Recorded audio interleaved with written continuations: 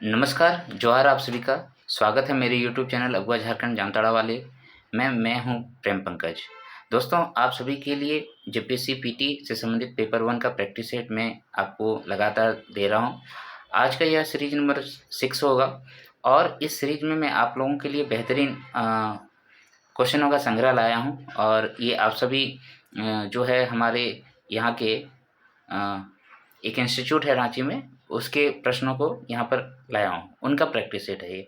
तो ये बहुत इम्पोर्टेंट है आप लोगों के लिए जो इन सब का सब्सक्रिप्शन नहीं लिए हैं, उसके लिए बहुत इम्पोर्टेंट है।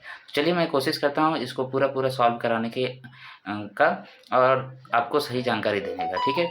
तो मेरे साथ आप भी बनाते रहिएगा और कमेंट सेक्शन में ज़रूर कमेंट करके बताइए कि आप कितना स्कोर कर पा रहे हैं।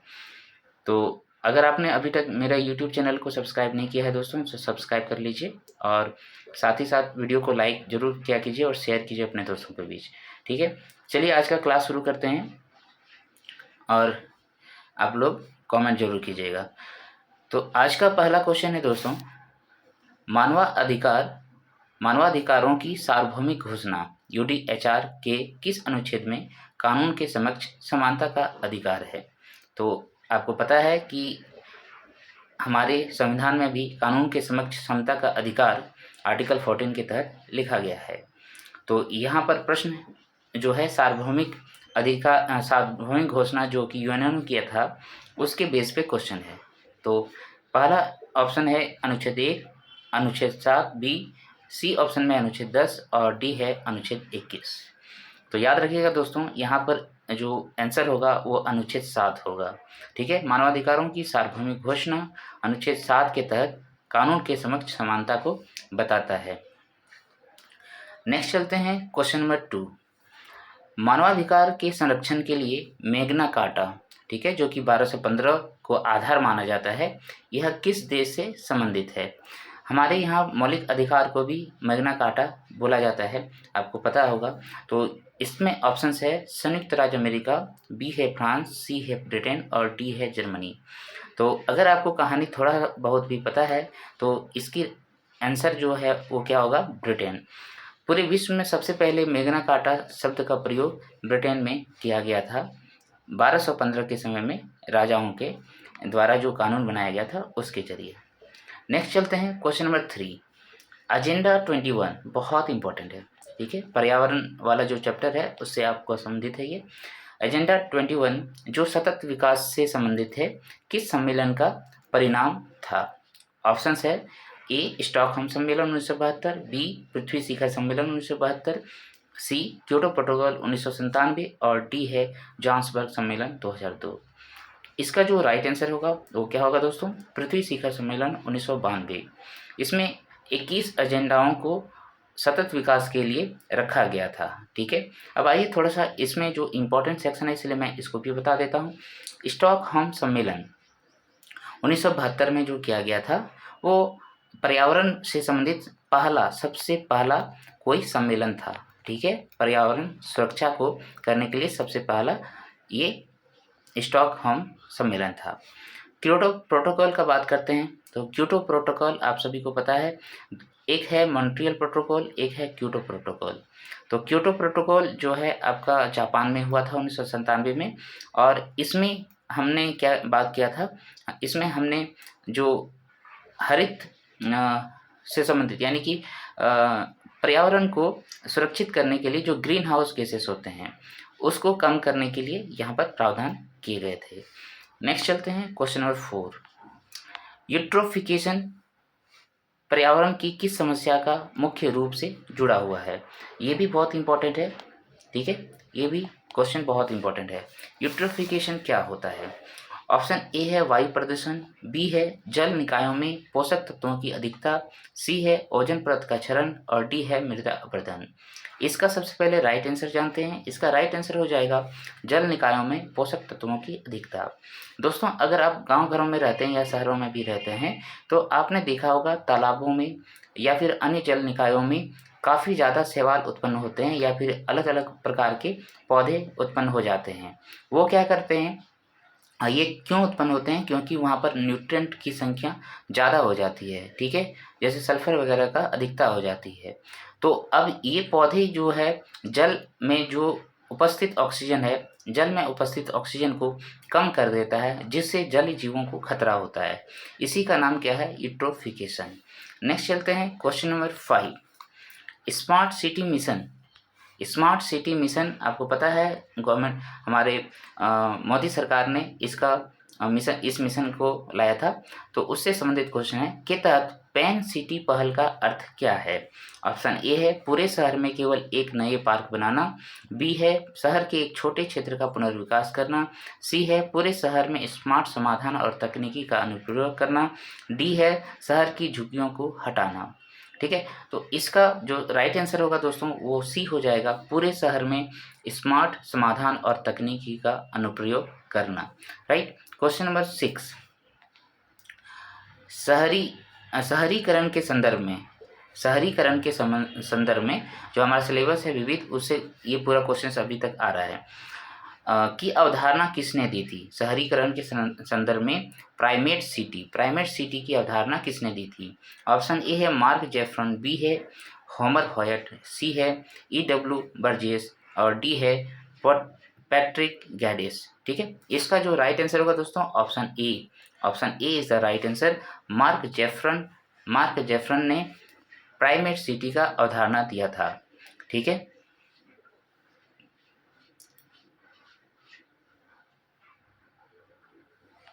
नेक्स्ट चलते हैं क्वेश्चन नंबर कितना है ये 7।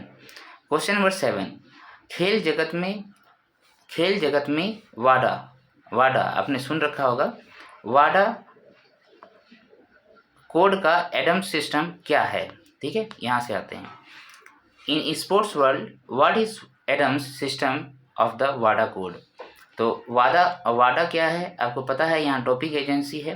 तो इसमें ऑप्शंस है एक नया एथलेटिक खेल, बी है डोपिंग नियंत्रण के लिए डेटा प्रबंधन प्रणाली, सी है खिलाड़ियों के लिए वित्तीय सहायता और डी है स्टेडियम सुरक्षा प्रोटोकॉल। तो याद रखिएगा एडम्स क्या है? एडम्स है डाटा को मैनेज करना। ठीक है, data management system for doping control, ये है इसमें, ताकि खेलों में जो है क्या कहेंगे उसको, जो मादक पदार्थ है उन सब से बचा जाए। क्वेश्चन नंबर 8, डेविस कप से संबंधित क्वेश्चन है, किस खेल से है और इसे क्या कहा जाता है?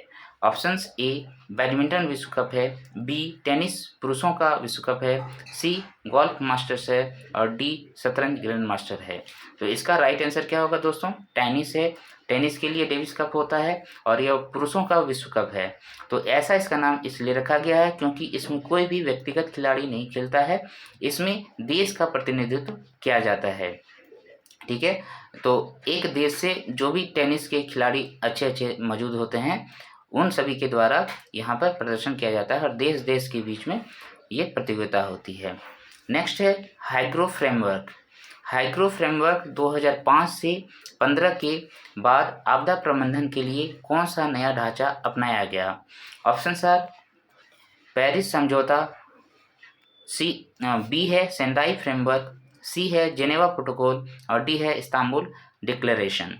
तो इसमें आपने देखा होगा कि सेंडाई फ्रेमवर्क को इसमें अपनाया गया था, जो कि जापान में हुआ था 2015 में, और ये 2015 से लेके 2030 तक आपदा न्यूनीकरण पे काम करेगा।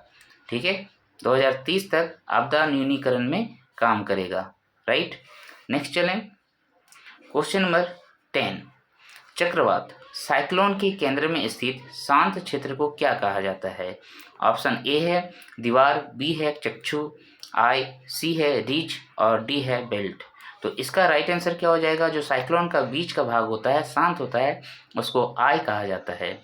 और अगर पृथ्वी के गोलार्ध के बारे में बात करें तो उत्तरी गोलार्ध में जो है यहाँ पर एंटी क्लॉकवाइज में आपका चक्रवात घूमता है और दक्षिणी गोलार्ध में बात करें तो क्लॉकवाइज में घूमता है।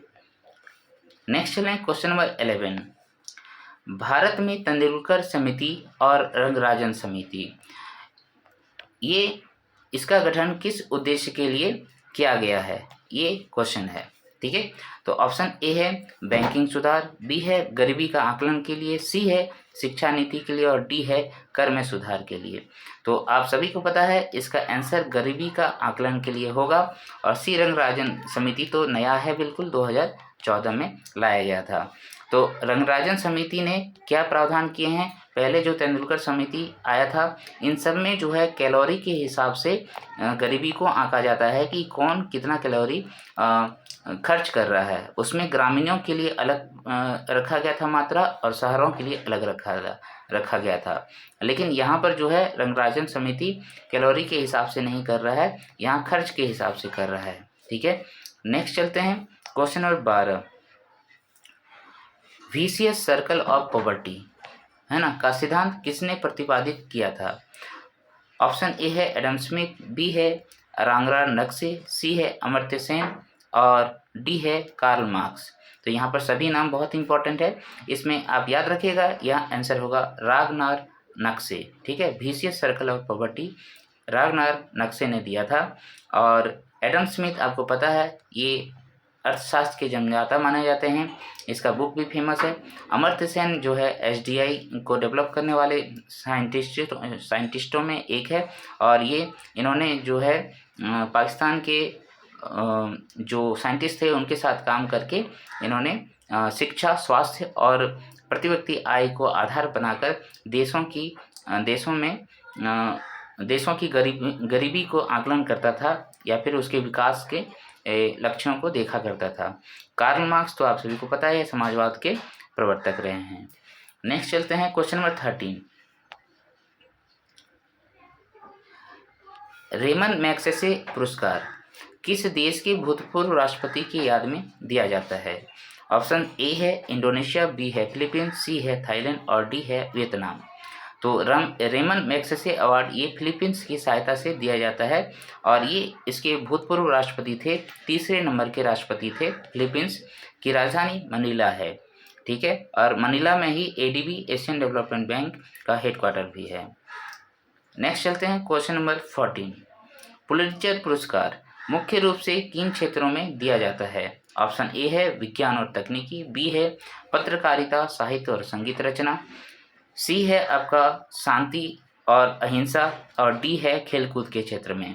तो आप सभी को पता है पुलित्जर पुरस्कार पत्रकारिता के क्षेत्र में दिया जाता है, जो अमेरिका का एक प्रतिष्ठित पुरस्कार है। नेक्स्ट चलते हैं क्वेश्चन नंबर 15। संयुक्त राष्ट्र परिषद यूएनसी में वीटो शक्ति का प्रयोग कौन कर सकता है? ठीक है, संयुक्त राष्ट्र सुरक्षा परिषद यूएनओ का एक मुख्य घटक है, 6 अंगों में एक अंग है। तो इसमें दिए ऑप्शंस जो दिए हैं वो देखिए। ऑप्शन ए है सभी 193 देश जो सदस्य हैं वो यूज़ करेंगे, केवल 5 स्थायी सदस्य यूज़ करेंगे, 6 केवल सभा महासचिव यूज़ करते हैं, डी सुरक्षा परिषद के सभी 15 सदस्य यूज़ करते हैं। तो यहाँ बहुत सारी जानकारियाँ आपको उसी से रिलेट दिया गया है। तो इसमें याद रखिएगा जो स्थायी सदस्य हैं उन्हीं को ये अधिकार है, वीटो पावर का अधिकार है। इसमें भारत के वीटो पावर का अधिकार को लेकर काफ़ी चर्चाएं हुई थी, लेकिन उसमें किसी प्रकार का संशोधन नहीं किया गया क्योंकि चाइना बार बार उसमें वीटो पावर लगा देता था। तो इसमें 5 जो परमानेंट सदस्य हैं वो कौन कौन है दोस्तों? ये आपका हो जाएगा सबसे बड़ा यूएसए, उसके बाद चाइना, ठीक है, उसके बाद रशिया के बाद हो जाएगा फ्रांस के बाद हो जाएगा आपका यूके, है ना, यूनाइटेड किंगडम। क्लियर है? नेक्स्ट चलें।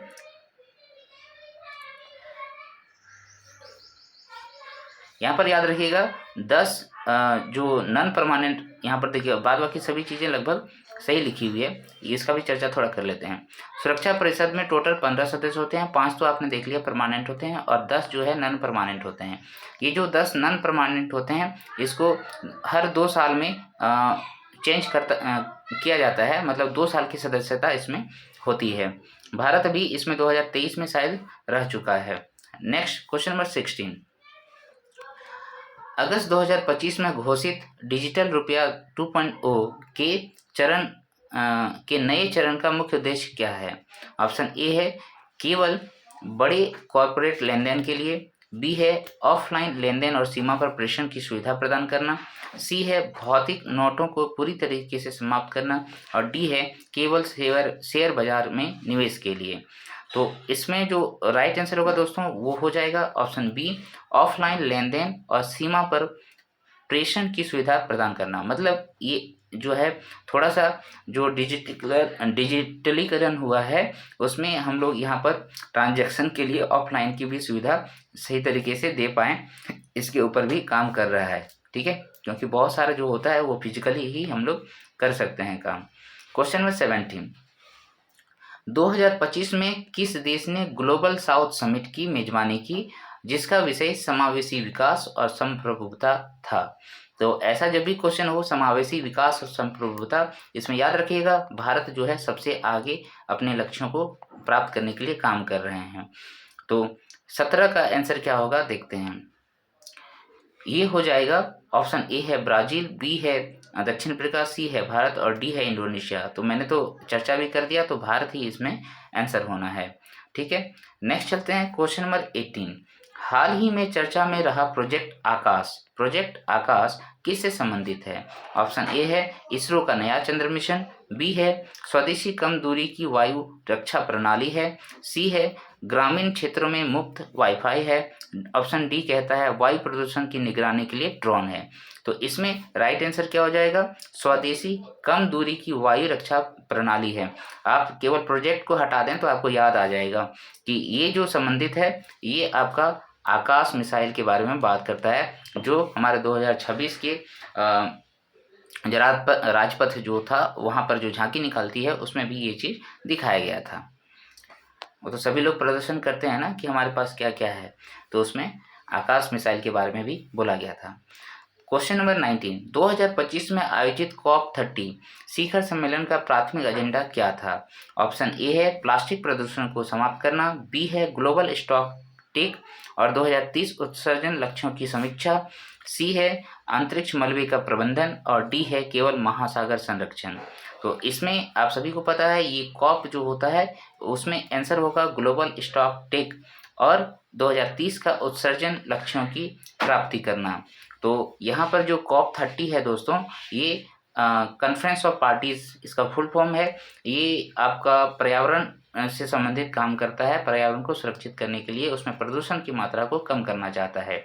तो ये वाला आंसर होगा 2030 तक इनका लक्ष्य है कि जो ग्लोबल वार्मिंग है उसको कम करना है और पृथ्वी का जो टेम्परेचर है वो हिम युग तक का जो होता है टेम्परेचर वहाँ तक प्राप्त करने की कोशिश इसमें की जा रही है और लगभग 1.5 डिग्री सेंटीग्रेड का तापमान को कम करना है 2030 तक। तो उसके लक्ष्यों का यहाँ पर पुनर्निरीक्षण किया जा रहा था कि हम वहाँ तक पहुँच पाएंगे या नहीं पहुँच पाएंगे। तो ग्लोबल स्टॉक टेक और 2030 तक उत्सर्जन लक्ष्यों की समीक्षा है।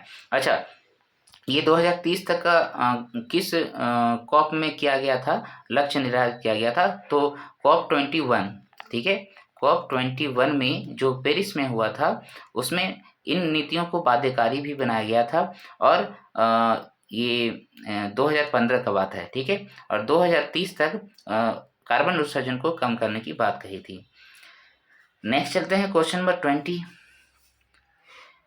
2025 में भारत के किस पड़ोसी देश ने अपनी नई आर्थिक नीति के तहत भारतीय रुपया INR को व्यापार निपटान के लिए आधिकारिक मान्यता दी है। तो ऑप्शंस है इसके, यहाँ से देख लेते हैं। ऑप्शंस है बांग्लादेश, बी है श्रीलंका, सी है नेपाल और डी है भूटान। तो ऐसा करने वाला देश जो है दोस्तों वो श्रीलंका है, ठीक है। श्रीलंका में आपको पता है यहाँ पर इकोनॉमिक क्राइसिस आ गई थी, उसके बाद बहुत सारे काम हुए इसके, तो इन्होंने अपना नया इकोनॉमिक पॉलिसी बनाया, उसके तहत जो है इंडियन करेंसी को, इंडियन रुपीज़ को व्यापारों में अपना शामिल किया है, ठीक है। नेक्स्ट चलते हैं क्वेश्चन नंबर 21, 2025 में संघाई सहयोग SCO के शिखर सम्मेलन में किस देश को औपचारिक रूप से पूर्ण सदस्यता के रूप में शामिल किया है। ऑप्शंस ए मंगोलिया, बी है बेलारूस, सी है तुर्किया और डी है संयुक्त अरब अमीरात। तो इसका जो राइट आंसर होगा दोस्तों वो हो जाएगा बेलारूस। ठीक है, 2025 में संघाई सहयोग संगठन ने बेलारूस को औपचारिक रूप से पूर्ण सदस्य के लिए रूप में शामिल किया है और शायद इसकी सदस्य संख्या अभी अब 9 हो जाएगा। और इससे क्या हुआ, यूरोप में भी इसका पहुंच बन गया है, पहले एशियन कंट्रीज ही था। नेक्स्ट चलते हैं क्वेश्चन नंबर 25। 2025 में घोषित भारत मध्य पूर्व यूरोप आर्थिक गलियारा, भारत मध्य पूर्व यूरोप आर्थिक गलियारा, देखिए ये सब क्वेश्चन बहुत इंपॉर्टेंट है, इसको अगर आप नहीं जानते हैं तो याद भी कर लीजिएगा कि नवीनतम विस्तार में किस नए बंदरगाह को जोड़ा गया है, भारत मध्य पूर्व यूरोप आर्थिक गलियारा। ठीक है, ऑप्शन है इसको IMEC शॉर्ट में कहते हैं। पहला है चाबहार बंदरगाह, बी है हाइफा बंदरगाह, सी है विशाखापत्तनम और डी है गवादर बंदरगाह। तो इसका जो राइट आंसर होगा वो होगा हाइफा बंदरगाह। ये कहाँ पर है दोस्तों, ये इजराइल में है। कहाँ पर है, इजराइल में है। ठीक है, इजराइल में है। नेक्स्ट चले क्वेश्चन नंबर 23। ब्रिक्स का बात जरूर आएगा, इससे क्वेश्चन बन सकता है, इससे संबंधित सभी जानकारियां लेके आप जाएंगे। ब्रिक्स प्लस के विस्तार के बाद अब कुल सदस्य देशों की संख्या कितनी हो गई है? ऑप्शन ए है 9, ऑप्शन बी है 11, ऑप्शन सी है 13, ऑप्शन डी है 15। तो इसका राइट आंसर क्या हो जाएगा दोस्तों, 9। ऐसे तो 10 होना चाहिए, यहाँ पर इसके अनुसार मैं दे रहा हूँ, उसमें 10 होगा। ठीक है, मतलब 9 होगा, 9 से 10 में आप आंसर कर देंगे। यहाँ पर नए जो सदस्य जोड़े गए उसमें UAE है, उसके बाद कौन कौन है, दिमाग से मेरा भी उतर गया, देखिएगा थोड़ा सा, है ना, मैं गलत नहीं बताना चाहता हूँ, देख लीजिएगा पूरा। 5 सदस्य नए जोड़े गए हैं इसमें। ठीक है, नेक्स्ट चलते हैं। देखिए यहाँ पर कौन कौन है, ब्राज़ील है, रसिया है, इंडिया है, चाइना है और साउथ अफ्रीका है। तो बाद बाकी और 5 सदस्य को यहाँ पर जोड़ा गया है, तो 10 होना चाहिए टोटल। ठीक है, नेक्स्ट चलते हैं क्वेश्चन नंबर 24। भारत सरकार द्वारा किया गया मिशन शक्ति 2.0 मुख्य रूप से किस पर केंद्रित है? मिशन शक्ति पहले ही लॉन्च किया गया था, अभी इस पे क्वेश्चन पूछ रहा है कि 2.0 में क्या बोला गया है। अभी तक आप मेरा वीडियो को देख रहे हैं तो लाइक जरूर कीजिएगा दोस्तों, लाइक बनता है मेरे लिए। ठीक है, तो ऑप्शन ए है सैन्य उपग्रहों का परीक्षण, बी है महिलाओं की सुरक्षा संरक्षण और सशक्तिकरण, सी है परमाणु ऊर्जा का विस्तार और डी है खेल प्रतिभाओं की खोज। तो इसमें राइट आंसर क्या होगा, महिलाओं की सुरक्षा और संरक्षण के लिए इसमें काम किया जा रहा है। मिशन शक्ति में 2 तरीके से काम किया जा रहा है, एक तो महिलाओं को सुरक्षा प्रदान करने के लिए और दूसरा जो है इसको रोजगार प्रदान करने के लिए, ताकि उसका जो है सशक्तिकरण हो सके, वो सशक्त हो सके, इसलिए। नेक्स्ट चलते हैं क्वेश्चन नंबर 25। नवंबर 2025 में G20 शिखर सम्मेलन के दौरान वैश्विक जैव ईंधन गठबंधन इसको बोलते हैं ग्लोबल बायोफ्यूल्स अलायंस का नेतृत्व किस देश ने किया? ये भी याद रखिएगा दोस्तों। ठीक है, और अभी तो AI समिट वाला जो हुआ वो अभी तो नहीं पूछा जाएगा, लेकिन वो जानकारी के लिए बहुत इंपॉर्टेंट। ऑप्शन ए है अमेरिका, बी है इंडिया, सी है ब्राज़ील और डी है जर्मनी। तो इसका राइट आंसर क्या होगा दोस्तों, G20 शिखर सम्मेलन के दौरान वैश्विक जैव ईंधन गठबंधन के लिए जो यहाँ पर क्या कहते हैं मीटिंग हुआ, वो भारत में किया। और इसमें क्या कहा गया कि जो पेट्रोलियम होता है, जो पेट्रोल होता है, पेट्रोल में हमें जो है एथेनॉल जो हम मिलाना चाहते हैं उसकी मात्रा को बढ़ाना चाहते हैं। ऐसा क्यों है दोस्तों, तो एथेनॉल याद रखिएगा ये बायोफ्यूल्स होता है, यानी कि इसमें जो है हम लोग जो कच्चे पदार्थ का यूज़ करते हैं वो हमारा कृषि से संबंधित पदार्थ होते हैं। ठीक है, तो इससे क्या होता है, पेट्रोल का खपत कम होगा, बचत होगा और साथ ही साथ इसकी दक्षता भी बढ़ेगी। नेक्स्ट चलते हैं क्वेश्चन नंबर 26। भारतीय अंतरिक्ष डेटा नीति इंडियन स्पेस डाटा पॉलिसी का मुख्य उद्देश्य क्या है? ये मेरे लिए भी नया क्वेश्चन है कभी कभी हम पढ़े हुए नहीं रहते हैं। ऑप्शंस क्या है, ऑप्शन ए है विदेशी उपग्रहों के डेटा का प्रतिबंध लगाना, दूसरा है निजी क्षेत्र के लिए उच्च रेजोल्यूशन रिमोट सेंसिंग डेटा तक पहुंच को सुगम बनाना। सी है इसरो के सभी केंद्रों को बंद करना। और डी है केवल सैन्य उद्देश्यों के लिए डेटा का उपयोग करना। तो देखिए, अगर आप इस तरीके के क्वेश्चन से अवगत नहीं है तो अटेम्प्ट लेना चाहते हैं तो कैसे लेंगे। पहला देखिए, यहाँ लिखा है ऑप्शन सी, देखिए इसरो के सभी केंद्रों को बंद करना है। ऐसा क्यों करेगा भाई, ये तो करेगा नहीं। केवल सैन्य उद्देश्यों के लिए डेटा का उपयोग करना, केवल सैन्य के लिए ये भी नहीं है, इंडियन स्पेस डेटा पॉलिसी है। और विदेशी उपग्रह के डेटा का प्रतिबंध लगाना, तो दूसरा उपग्रह का हम लोग बैन लगाने का प्रयास क्यों करेंगे। तो ऑप्शन सही तरीके से छांटेंगे तो आंसर आपको मिल जाएगा।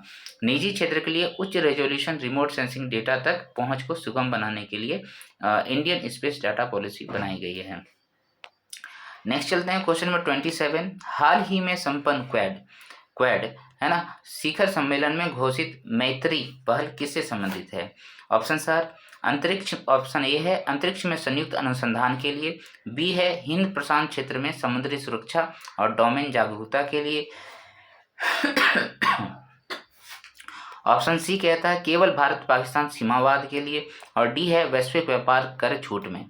तो यहाँ पर जो राइट आंसर होगा वो पहले जानिए आप, हिंद प्रशांत क्षेत्र में समुद्री सुरक्षा और डोमेन जागरूकता के लिए क्वेड कंट्रीज ने मैत्री का पहल किया है, मैत्री का पहल किया है। तो क्वेड सम्मेलन जो है, क्वेड जो बनाया गया, ये याद होगा आपको कोरोना पीरियड काल में बनाया गया था। और इसका जो इसमें 4 कंट्रीज है, एक हो गया आपका यूएसए, एक हो गया यूएसए जापान, ठीक है, फिर ऑस्ट्रेलिया, और फिर कौन रहेगा दोस्तों, हमारा कंट्री रहेगा इंडिया, ठीक है, इंडिया है इसमें। क्लियर है। नेक्स्ट चलते हैं क्वेश्चन नंबर 28। यूनेस्को द्वारा भारतीय शहर को संगीत शहर के रूप में सिटी ऑफ म्यूजिक के बाद स्थायी विरासत केंद्र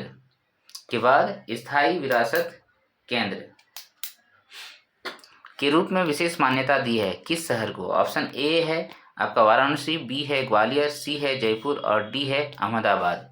तो इसमें क्या राइट आंसर होगा दोस्तों, इसमें राइट आंसर हो जाएगा आपका किधर गया, वाराणसी, ठीक है। हमारा जो सांस्कृतिक विरासत है उसमें भी वाराणसी को शामिल किया गया है, वाराणसी। नेक्स्ट चलते हैं question number 29। One nation one election, ये बहुत चर्चा में रही, पर उच्च स्तरीय समिति की रिपोर्ट के अनुसार पहला संयुक्त चुनाव किस वर्ष के लिए प्रस्तावित किया गया है। ऑप्शन ए है 2027, 2029, 2034 और 2026। तो अभी देखिए लोकसभा इलेक्शन कब हुआ था, 2024 में हुआ था। नेक्स्ट कब होना है, 2029 में होना है। तो यहाँ से आप दिमाग लगा लीजिए, तो आंसर क्या हो जाएगा, 2029। अच्छा, इसमें जो है वन नेशन वन इलेक्शन, इसका जो किया गया था, इसका अध्यक्ष किसको बनाया गया था, ये याद रखना। तो याद रखिएगा पूर्व राष्ट्रपति हमारे रामनाथ कोविंद को बनाया गया था, रामनाथ कोविंद। नेक्स्ट चलें क्वेश्चन नंबर 30। किन 2 देशों ने ग्रीन हाइड्रोजन कॉरिडोर, ठीक है, ग्रीन हाइड्रोजन कॉरिडोर स्थापित करने के लिए ऐतिहासिक समझौता पर हस्ताक्षर किए। ऑप्शंस ए है भारत और जर्मनी, बी है भारत और संयुक्त अरब अमीरात, सी है अमेरिका और चाइना और डी है भारत और ऑस्ट्रेलिया। तो ये क्या है, ग्रीन हाइड्रोजन कॉरिडोर। तो ग्रीन हाइड्रोजन कॉरिडोर की स्थापना के लिए भारत और संयुक्त अरब अमीरात का नाम याद रखिएगा, ठीक है, भारत और संयुक्त अरब अमीरात ने इसकी शुरुआत की है। हाइड्रोजन, आपको पता है हाइड्रोजन फ्यूचर फ्यूल है, ये भी क्वेश्चन आपसे पूछ सकता है, फ्यूचर फ्यूल किसको माना जाता है, तो याद रखिएगा हाइड्रोजन को। Question number 31। मुगल काल के दौरान झारखंड को खुखरा कहा जाता था, ठीक है, लेकिन आईने अकबरी में इस क्षेत्र का किस नाम से संबोधित किया है। ऑप्शन ए है पुंड्र, बी है कोकरा या खंकरा, सी है मुंड और डी है कीकट। तो इसका राइट आंसर क्या होगा दोस्तों, इसका राइट आंसर होगा कोकरा और खंकरा। याद रखिएगा मुगल काल में इन्हीं नामों से पुकारा गया है, चाहे कोकरा हो, खंकरा हो, खुकरा हो, कुकरा हो, ठीक है, ये सब वर्ड यूज़ किया गया है। तो इसमें आईने अकबरी आपको पता है मुग़ल काल का एक बेहतरीन अबुल फजल के द्वारा लिखित पुस्तक है। उसमें यहाँ पर कोकरा और खंखरा कहा गया है। नेक्स्ट चलते हैं क्वेश्चन नंबर 32। झारखंड के किस जनजाति द्वारा हेम्ब्रम को अपना वंशज चिन्ह टोटेम, जिसको टोटेम बोलते हैं ना, टोटेम माना जाता है, जिसका अर्थ पान का पत्ता होता है? ऑप्शंस है उरांव जनजाति, बी है संथाल जनजाति, सी है मुंडा जनजाति और डी है खड़िया जनजाति। तो झारखंड का किस जनजाति ने टोटेम, तो टोटेम याद रखिएगा ये हो जाएगा संथाल जनजाति। संथाल जनजाति में टोटल जो है टोटेम 12 होता है और इसका एक प्रतीक चिन्ह होता है। यहाँ हेम्ब्रम जो है, हेम्ब्रम के लिए, हेम्ब्रम जो टाइटल लिखता है उन लोगों के लिए जो अर्थ होता है वो होता है पान का पत्ता। ठीक है, चिन्ह जो होता है पान का पत्ता। नेक्स्ट चलते हैं क्वेश्चन नंबर 33। प्रसिद्ध ताना भगत के लिए है ना, इसका इंग्लिश में ही पढ़ लेते हैं। What was the core mantra of famous Tana Bhagat movement which brought it closer to the Gandhian ideology? Options है हिंसक क्रांति, बी है सात्विक अहिंसा और मांस मदिरा का त्याग, सी है अंग्रेजों को कर देना और डी है बाहरी लोगों की सहायता करना। तो इसका जो राइट आंसर होगा वो क्या हो जाएगा दोस्तों? सात्विकता, अहिंसा और मांस मदिरा का त्याग करना इस मूवमेंट का काम था।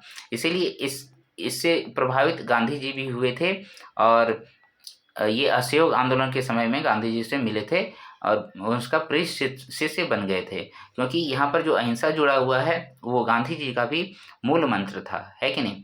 तो ताना भगत का शुरुआत जो है जतरा उरांव ने किया था। किसने किया था? जतरा उरांव ने किया था। उरांव जनजातियों द्वारा किया गया था और इसको कुडुक लोगों का विद्रोह भी कहते हैं। और उरांव जनजाति जो है सबसे विकसित है झारखंड में जनजातियों में। Question number 34। झारखंड के कोहबर चित्रकला, ये भी इम्पोर्टेंट क्वेश्चन है। कोहबर चित्रकला में कोह और बर शब्द का प्रयोग का अर्थ क्या होता है? ऑप्शंस ए है पहाड़ और जंगल, बी है गुफा और दूल्हा, सी है नदी और मछली और डी है घर और मेहमान। तो इसका जो राइट आंसर होगा दोस्तों वो क्या हो जाएगा? गुफा और दूल्हा होता है।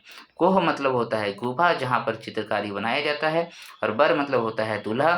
तो कोहबर यानी कि गुफा जो दुल्हन आती है जब ससुराल, तो वहाँ पर अपने ससुराल में एक गुफा के अंदर उनके दीवारों पर जो है क्या बनाती है? भित्ति चित्र बनाती है, उसी को कोहबर कला कहते हैं और इसको 2020 में जो है जीआई टैग मिला हुआ है। राइट, नेक्स्ट चलते हैं क्वेश्चन नंबर 35। सरायकेला का छऊ नृत्य मुखौटों के लिए प्रसिद्ध है। इन मुखौटों को बनाने के लिए मुख्य रूप से किस मिट्टी का उपयोग किया जाता है? तो छऊ नृत्य बहुत फेमस है, इससे संबंधित जितने भी गुरु हैं उसको भी आप याद रखिएगा। ऑप्शन ए है काली मिट्टी, बी है जलोढ़ और चिकनी मिट्टी, सी है लाल मिट्टी और डी है रेतीली मिट्टी। तो आप याद रखिएगा। देखिए काली मिट्टी तो साहिबगंज वगैरह इलाके में पाया जाता है, लाल मिट्टी झारखंड में बहुत कम पाई जाती है, रेतीली मिट्टी जो है वो दामोदर वाले में पाई जाती है। तो इससे तो कुछ बनेगा नहीं।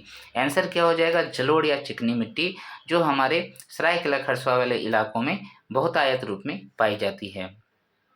चिकनी मिट्टी बेसिकली है ना, उसी से बनाया जाता है। क्वेश्चन नंबर 36 है झारखंड की मुंडा मानकी शासन व्यवस्था को किस अंग्रेज अधिकारी ने आधिकारिक मंजूरी प्रदान की थी, जिसे बाद में विल्किंसन रूल के नाम से जाना गया? तो options are captain Camac, option A है कैप्टन केमक, बी है थॉमस विल्किंसन, सी है क्लीवलैंड और डी है JW रफसेज। तो इसका राइट आंसर क्या हो जाएगा दोस्तों? थॉमस विल्किंसन हो जाएगा। इन्होंने 1837 ईस्वी में इस कानून को मान्यता दी गई थी। जो मुंडा मानकी शासन व्यवस्था जो हो जनजातियों की शासन व्यवस्था है उसको पूर्णतः मान्यता मिली और इसीलिए कहा जाता है कि ये भारत में सबसे पुराना जनजातियों में लोकतांत्रिक शासन व्यवस्था था। नेक्स्ट चलते हैं क्वेश्चन नंबर 37। झारखंड के किस मंदिर को पत्थर पर लिखी कविता की संज्ञा दी गई है? ऑप्शन ए है जगन्नाथ मंदिर रांची, बी है सूर्य मंदिर बुंडू और बी में सूर्य मंदिर बुंडू, सी है देवड़ी मंदिर तमाड़ और डी है मलुटी मंदिर दुमका। यहाँ तो वैसे जितने मंदिर लिखे हुए हैं वो सारे इंपॉर्टेंट है, सभी के बारे में आप जानिएगा। सूर्य मंदिर बुंडू को पत्थर पर लिखी कविता कहा जाता है। इसमें जो है इतना सुंदर ये बनाया गया है, चमकता है पूरा, है ना, सनलाइट जब इसमें पड़ती है। इसमें रथ के रूप में इसको बनाया गया है और इसमें शायद 8 घोड़ों का निर्माण किया गया है और 18 पहिए है इसमें, ठीक है, इस तरीके से, या फिर 9 घोड़े हैं, जो भी है वो इम्पोर्टेंट नहीं है। तो ये हो गया सूर्य मंदिर बुंडू। नेक्स्ट चलते हैं क्वेश्चन नंबर 38। बिरसा मुंडा के गुरु आनंद पांडे मंत संप्रदाय के अनुयायी थे, जिसका प्रभाव बिरसा मुंडा के विचारों पर पड़ा। तो आपको पता है बिरसा मुंडा का जो गुरु थे, पहला गुरु गुरु आनंद पांडे थे। तो इसने क्या है, देखो ऑप्शन ए है शैव मत थे, वो वैष्णव मत के आदमी थे। सी बौद्ध मत को मानते थे और कबीर पंथ को मानते थे।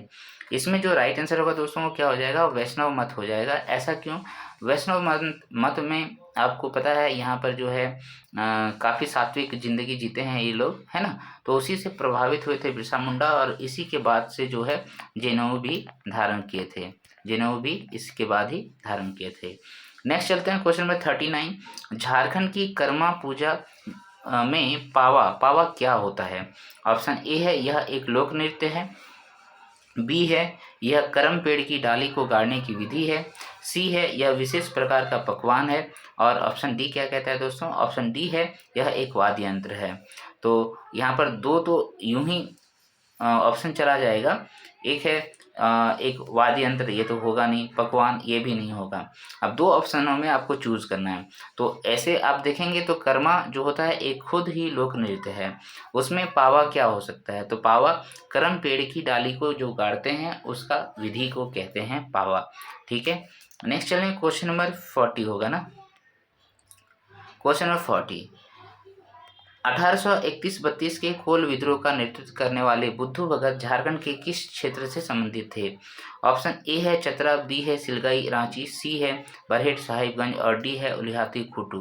तो इसका राइट आंसर क्या होगा दोस्तों, 1831-32 में बुद्धू भगत ने जब कोल विद्रोह किया था तो वो सिलगाई रांची में इनका जन्म हुआ था, उसी क्षेत्र से बिलोंग करते हैं।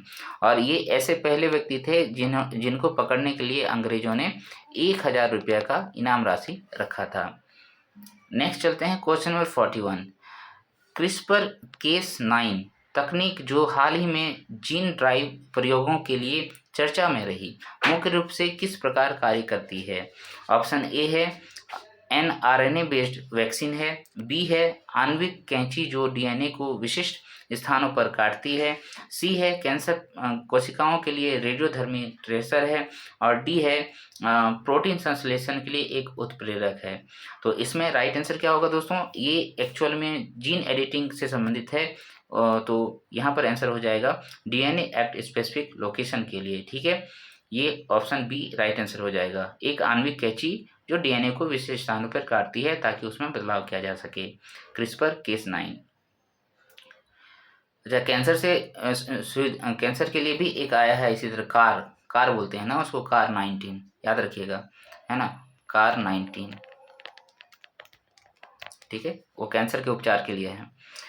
नेक्स्ट चलते हैं क्वेश्चन 42। प्रकाश प्रकीर्णन, है ना, स्कैटरिंग ऑफ लाइट, ये अभी तक साइंस के क्वेश्चन चल रहे हैं। तो प्रकाश के प्रकीर्णन स्कैटरिंग ऑफ लाइट के संदर्भ में टिंडल प्रभाव क्या होता है। ऑप्शन आर, मतलब ये तो क्वेश्चन कुछ और पूछा है, Tyndall effect be most clearly observed किसमें देखा जा सकता है। ऑप्शन ए है वास्तविक विलयन में, बी है कोलाइडल विलयन में, सी है संतृप्त विलयन में, और डी है सुपर सैचुरेटेड विलयन में। तो याद रखिएगा इसका आंसर होगा कोलाइडल विलयन में। तो ये सभी विलयन के प्रकार हैं। तो इसमें देखिए एक कणों का, ये जो विलयन को बांटा गया है वो कणों के आकार के बेस पे बांटा गया है।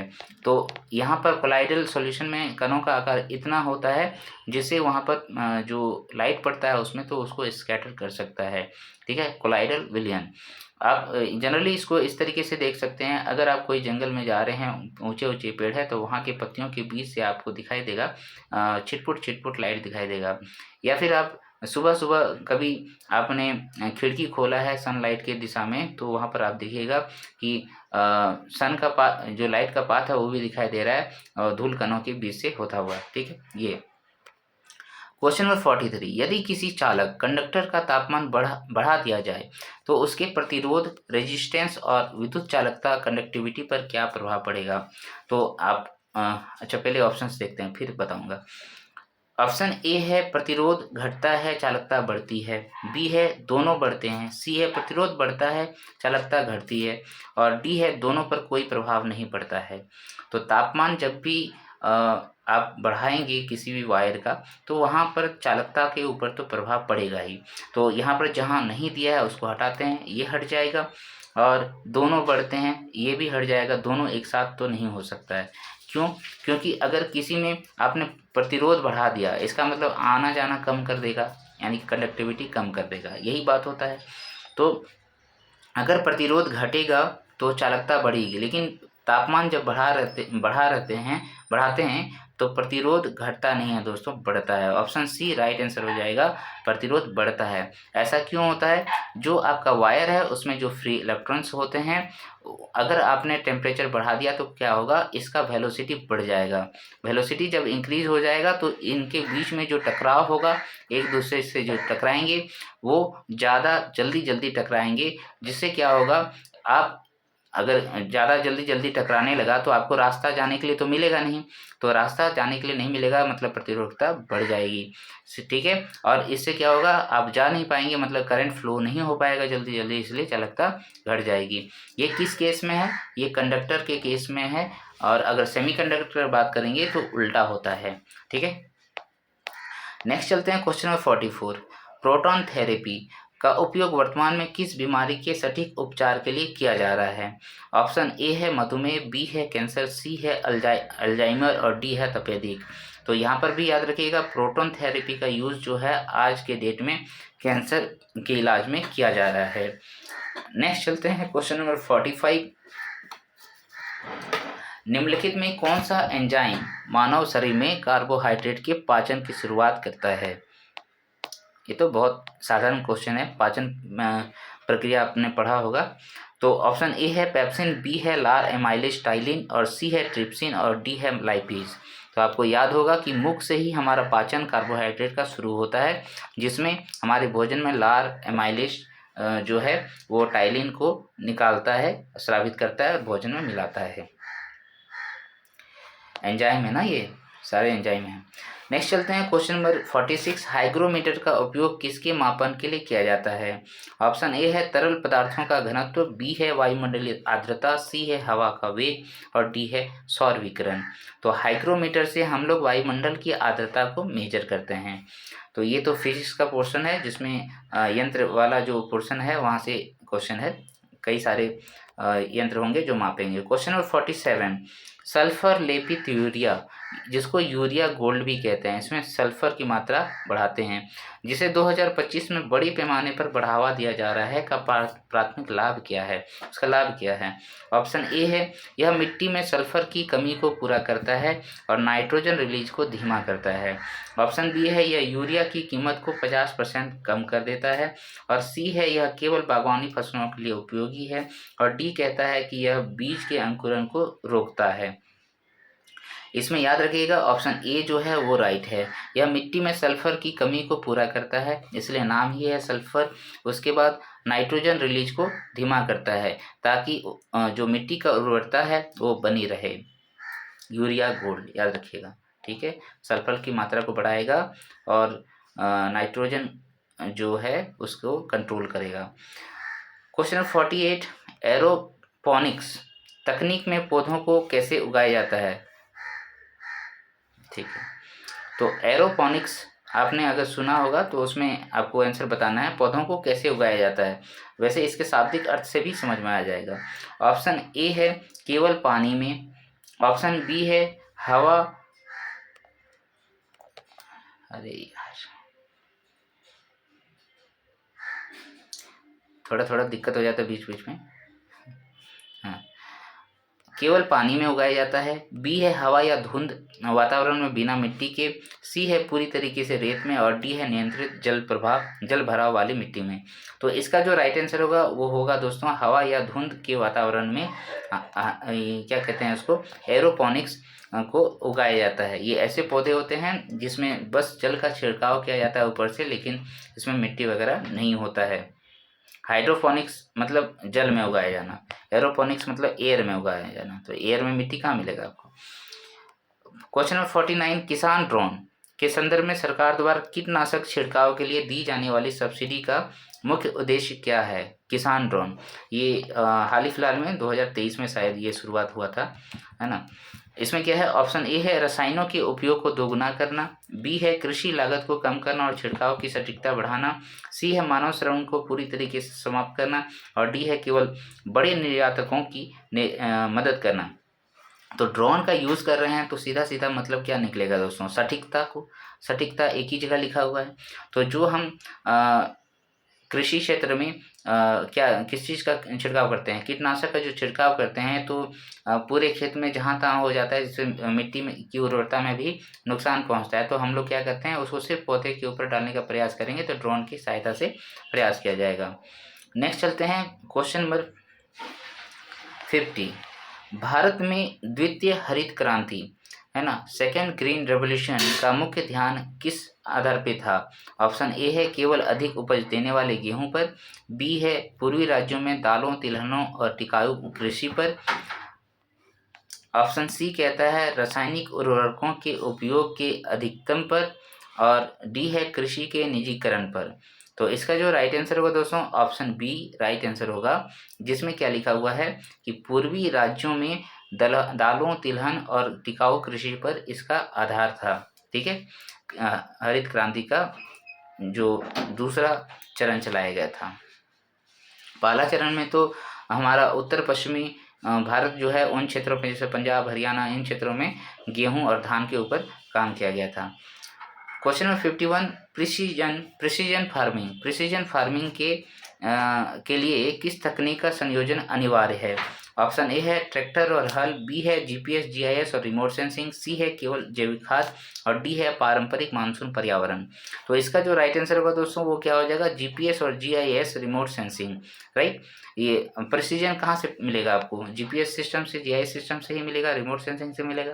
ठीक है, 51 का बी। क्वेश्चन नंबर 52, क्या है, जीएम सरसों जिसको हम लोग क्या कहते हैं, डीएमएच 11 भी कहते हैं, जो हाल ही में विवादों और परीक्षणों के कारण चर्चा में रही, किसके द्वारा विकसित की गई है। ऑप्शन ए है पंजाब कृषि विश्वविद्यालय के द्वारा, बी है दिल्ली विश्वविद्यालय द्वारा, सी है मॉन्सेंटो के द्वारा, और डी है भारतीय कृषि अनुसंधान परिषद के द्वारा। तो इसका जो राइट आंसर होगा वो होगा दिल्ली विश्वविद्यालय के द्वारा। ठीक है, ये संकरित उसको मतलब क्या बोलेंगे आप, संकरण माध्यम से इसको बनाया गया है जीएम सरसों, जिसका नाम है धारा से रिलेट करता है। डी फॉर तो धारा होता है, बाद बाकी पता नहीं, DMH 11। ठीक है, तो ये हो जाएगा, दिल्ली विश्वविद्यालय ने इसको बनाया था। आपसे ये भी क्वेश्चन पूछा जा सकता है कि DMH 11 क्या है। तो याद रखिएगा, ये सरसों का संकरित रूप है जिससे हम लोग उत्पादकता को बढ़ा सकते हैं। क्वेश्चन नंबर 53, 6G संचार तकनीक के संदर्भ में टेराहर्ट्ज बैंड का उपयोग करने का मुख्य लाभ क्या है। 5G अभी चल रहा था, अभी 6G का बात कर रहे हैं, तो 6G के कॉन्टेक्स्ट में आपको देखना है इससे क्या फ़ायदा होगा। ऑप्शन ए है लंबी दूरी तक तरंगों का जाना, बी है अल्ट्रा हाई डेटा ट्रांसफ़र दर और नगण्य विलंबता, सी है पुराने 4G फ़ोन के साथ संगतता, और डी है पानी के भीतर संचार की क्षमता। तो इसमें जो आंसर होगा वो बी हो जाएगा, अल्ट्रा हाई डेटा ट्रांसफ़र दर और नगण्य विलंबता। इसमें क्या किया जा रहा है, इसके तहत जो है, जैसे पहले नहीं, ठीक है, यही होगा आंसर। ठीक, तो इसमें हम लोग टेराहर्ट्ज का ये जो लिखा है डाटा, तो टेराहर्ट्ज में जब डाटा जाएगा तो फटाफट जाएगा ना, काफ़ी तेज़ हो जाएगा। ऐसे भी 5G 4G ये सब क्या है, इंटरनेट की स्पीड को बढ़ाने के लिए ही बात करती है। Question number 54, edge computing cloud computing से किस प्रकार भिन्न है। क्लाउड कंप्यूटिंग आप सभी के मोबाइल में होगा, आप सभी को पता है। ठीक है, ये गूगल वगैरह प्रोवाइड कराती है, अलग अलग कंपनियां जो सॉफ्टवेयर वगैरह डेवलप करती है। तो ऑप्शन ए है यह डेटा को दूरस्थ सर्वर पर प्रोसेस करता है, बी है यह डेटा को स्रोत के पास ही प्रोसेस करता है, और सी है इसमें इंटरनेट की आवश्यकता नहीं होती है, और डी है यह केवल स्टोरेज के लिए उपयोग होता है। तो यहाँ आंसर जो होगा वो दोस्तों हो जाएगा, डेटा सोर्स जो होगा वो हमारा प्रोसेस के पास ही होगा। जैसे क्लाउड कंप्यूटिंग आपके मोबाइल में तो प्रोवाइड कर दिया है, लेकिन इसका संचालन कौन कर रहा है? अमेरिका में बैठे हुए कंपनियां कर रही है कि नहीं? लेकिन एज कंप्यूटिंग जब आएगा तो एज कंप्यूटिंग का मतलब ही होता है, एज मतलब क्या? आपके पास वाला किनारे वाला पोर्शन, तो यानी कि आपके पास ही ये चीज़ रहेगा, ठीक है।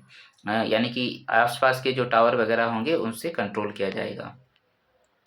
क्वेश्चन नंबर 55, क्वांटम की डिस्ट्रीब्यूशन QKD मुख्य रूप से किस क्षेत्र को सुरक्षित करने के लिए उपयोग किया जाता है? देखिए दोस्तों, अभी तक हमने 54 क्वेश्चंस तो बना लिए हैं, और अभी तक आप मेरा वीडियो के साथ जुड़े हुए हैं तो एक लाइक तो बनता है, शेयर भी कर दीजिए अपने दोस्तों के बीच में, कमेंट करके जरूर बताइएगा कि आप कितने मार्क्स ला पा रहे हैं। क्वेश्चन नंबर 55, हाल ही में चर्चा में रहा क्वांटम की डिस्ट्रीब्यूशन मुख्य रूप से किस क्षेत्र को सुरक्षित करने के लिए उपयोग किया जाता है? ऑप्शन ए है समुद्री परिवहन, बी है साइबर संचार और इंक्रिप्शन, ठीक है। उसके बाद है डी ग्रामीण बिजली वितरण, सी में ग्रामीण बिजली वितरण, और डी है रेलवे सिग्नलिंग। तो इसका आंसर क्या हो जाएगा दोस्तों? इसका आंसर हो जाएगा बी, क्योंकि ये क्वांटम की डिस्ट्रीब्यूशन है तो इसमें हैकर से बचने के लिए ये काम किया जा रहा है, QKD क्वांटम की डिस्ट्रीब्यूशन। तो अगर क्वांटम तकनीक अपनाएगा तो इसमें क्या हो जाएगा कि मान लीजिए किसी का कुछ हैकर जो है हैक करना चाह रहा है, तो वहाँ पर क्या होगा, वहाँ पर आपका इस सिस्टम में, क्वांटम सिस्टम में उसका जो सिक्योरिटी कोड वगैरह होगा वो फटाफट चेंज हो जाएगा, तुरंत चेंज हो जाएगा, ठीक है। ये उसी का तकनीक होता है, जैसे डार्क वेब वगैरह में इस तरीके से इनका कंट्रोल किया जाता है।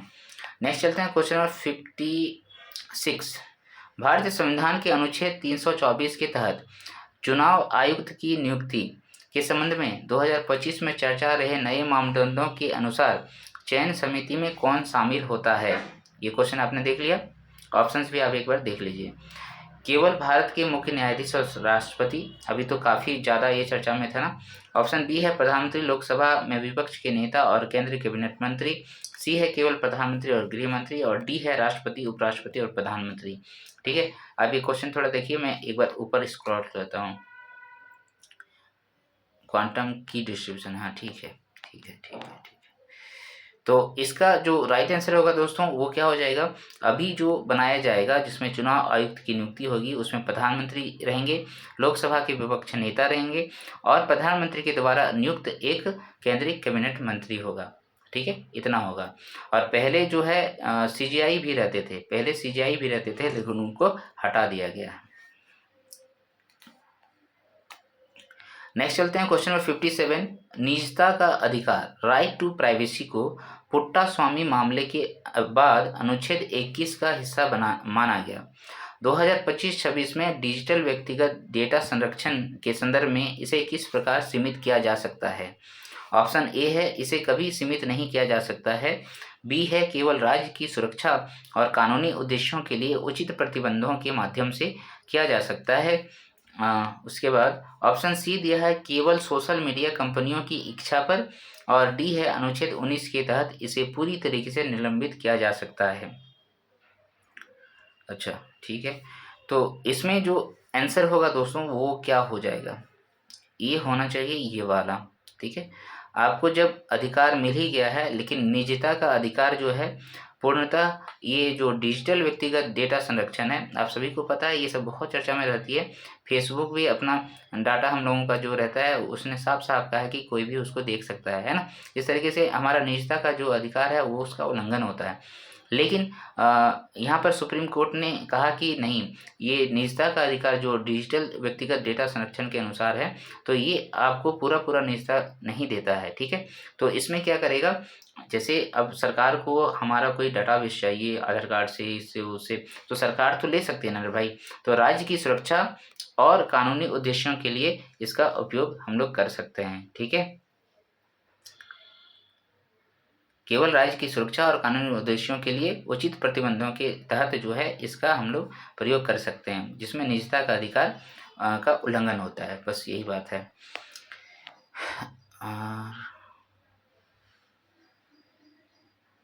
ठीक, क्वेश्चन नंबर 58, सहकारी समितियां कोऑपरेटिव सोसाइटी से संबंधित भाग 9 बी को किस संशोधन द्वारा जोड़ा गया था और वर्तमान में यह किस सूची का विषय है? तो ये तो आसान क्वेश्चन है। ऑप्शन ए है 57वां संशोधन राज्य सूची 97th amendment act state list में रखा गया है, बी है 42वां संशोधन समवर्ती सूची में रखा गया है, सी है 73वां संशोधन संघ सूची में और डी है 86वां संशोधन राज्य सूची में। तो इसका जो राइट आंसर होगा दोस्तों क्या हो जाएगा? 97th संशोधन वाला राज्य सूची में रखा गया है इसको। कोऑपरेटिव सोसाइटी को किस में रखेगा भाई? सहकारिता से संबंधित है तो राज्य को अधिकार देना पड़ेगा ना, तो राज्य सूची में रखा गया है। ठीक है, और भाग 9 में क्या था? भाग 9 में आपका पंचायत वाला में था ना, और भाग ये हो गया 9 का बी भाग 9। ठीक है, चलो ठीक है, गलत नहीं बताना, ठीक है, कभी कभी दिमाग से उतर जाता है क्या बता रहा हूँ। क्वेश्चन नंबर 59, संविधान की 6ठी अनुसूची 6th शेड्यूल के तहत लद्दाख को शामिल करने की मांग 2025 में तीव्र रही, वर्तमान में इस सूची में कौन सा राज्य शामिल है? तो पूरा लिख ही दिया है। पूछ रहा है कि वर्तमान में 6th शेड्यूल में कौन कौन है। ऑप्शन ए है मणिपुर, मिजोरम, मेघालय, त्रिपुरा, बी है असम, मेघालय, त्रिपुरा, मिजोरम, सी है असम, नागालैंड, मणिपुर, सिक्किम, डी है अरुणाचल प्रदेश, असम, मेघालय, त्रिपुरा। तो बेसिकली जो मूल निवासियों से ऐसा बोला जाए तो अनुसूचित क्षेत्रों में बांटा गया है, उसमें कुछ ऐसे क्षेत्र होते हैं जिसको 5th शेड्यूल में रखा गया है, जैसे हमारा झारखंड है, और 6 आपने पढ़ा होगा ये पेशा कानून में भी, और कुछ राज्यों को 6th शेड्यूल में रखा गया है। तो दोनों में थोड़ा सा अंतर है, दोनों में अधिकार अलग अलग दिए जाते हैं। ठीक है, तो यहाँ पर हो जाएगा आंसर जो होगा वो होगा, याद रखिएगा दोस्तों, असम, मेघालय, त्रिपुरा और मिजोरम। असम, मेघालय, त्रिपुरा और मिजोरम, इनको जो है हम 6th शेड्यूल में रखे हैं, जहाँ पर स्वायत्त वाला हिसाब किताब है, यानी कि स्वशासन को बढ़ावा देने वाली बात होती है ग्रामीण क्षेत्रों में। ओके, नेक्स्ट चलते हैं, क्वेश्चन नंबर 50 हो गया, 59, 60, e governance G2B government to business model 2025-26 में सबसे सटीक उदाहरण क्या है? ठीक है, ऑप्शन ए है ऑनलाइन आयकर रिटर्न भरना, बी है जेम पोर्टल के माध्यम से सरकारी खरीद और निविदाएं, और सी है डिजिटल राशन कार्ड जारी करना, और डी है ऑनलाइन मतदाता पंजीकरण करना। तो इसका जो राइट आंसर होगा वो जेम होगा दोस्तों। अभी जितने भी सरकारी कामकाज हो रहे हैं वहाँ पर अगर किसी भी प्रोडक्ट का खरीद बिक्री करना होता है तो जेम पोर्टल में जो दिया गया है, जेम पोर्टल मतलब गवर्नेंस ई market, okay, government e market होता है, तो इसमें वो सारे वस्तुओं को दिया गया है, आप वहाँ पर बेच भी सकते हैं, वहाँ से खरीद भी सकते हैं, राइट। तो यही होगा यहाँ पर गवर्नमेंट टू बिजनेस मॉडल 2025-26 जो है जेम आंसर होगा इसका। क्वेश्चन नंबर 61, लोक प्रशासन न्यू पब्लिक मैनेजमेंट NPM की मुख्य विशेषता क्या है जो इसे पारंपरिक प्रशासन से अलग करती है? ऑप्शन आर पदानुक्रम और कठोर नियम, बी है बाजार उन्मुख दृष्टिकोण दक्षता पर जोर, सी है केवल सार्वजनिक क्षेत्र पर अधिकार, और डी है गोपनीयता और लाल फीताशाही। न्यू पब्लिक मैनेजमेंट NPM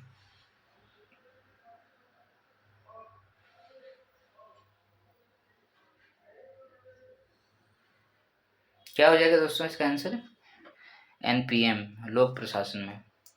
तो लोक प्रशासन में अगर हम लोग क्या करेंगे,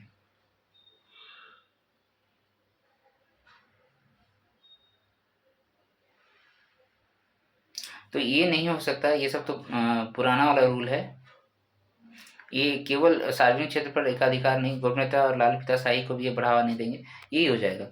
बाजार उन्मुख दृष्टिकोण दक्षता पर जोर देना पड़ेगा, न्यू पब्लिक मैनेजमेंट में ये चीज़ लिखा गया है, ठीक है, बाजार उन्मुख दृष्टिकोण और दक्षता पर जोर देना पड़ेगा ताकि हम सही तरीके से विकास कर सकें, केवल सार्वजनिक क्षेत्र पर नहीं, सभी क्षेत्र पर ये काम करना है। लोकपाल की संस्था के संदर्भ में 2025 के प्रशासनिक सुधारों के अनुसार लोकपाल के पास किसके विरुद्ध जांच करने की शक्ति है? किसके पास जांच करने की शक्ति है? ऑप्शन ए है केवल ग्रुप C और D के कर्मचारी, बी है प्रधानमंत्री, मंत्री, सांसद, group A B C D के सभी अधिकारी, सी है केवल निजी क्षेत्र के सीईओ और डी है केवल न्यायपालिका के सदस्य। तो इसमें आंसर क्या होगा दोस्तों? इसमें तो सभी लोगों को करते हैं ना, प्रधानमंत्री, मंत्री, सांसद, group A B C D सभी को। ठीक है, तो ये एक प्रकार का कैसा बॉडी है? ये असंवैधानिक बॉडी है ना, लोकपाल, ये स्टैट्यूटरी बॉडी बोलते हैं इसको ना। नेक्स्ट चलते हैं क्वेश्चन नंबर 63। सोशल ऑडिट का सुशासन में क्या महत्व है? सोशल ऑडिट का सुशासन में क्या महत्व है? Social audit, right. Question option A है यह केवल सरकारी खातों की वित्तीय जांच करता है। बी है यह नागरिकों द्वारा सरकारी योजनाओं के कार्यान्वयन और लाभ की प्रत्यक्ष समीक्षा है। सी है यह अधिकारियों के वेतन की समीक्षा करता है। और डी है यह केवल चुनावी खर्च की जांच करता है। तो यहाँ पर सोशल ऑडिट का मतलब जो होता है, ऑडिट जो हम लोग करते हैं बेसिकली इन्हीं चीज़ों के लिए करते हैं। नागरिकों द्वारा सरकारी योजनाओं के क्रियान्वयन और लाभ की प्रत्यक्ष समीक्षा करते हैं।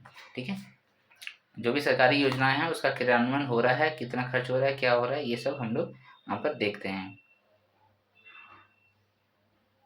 और भी है क्या? ए बी सी डी,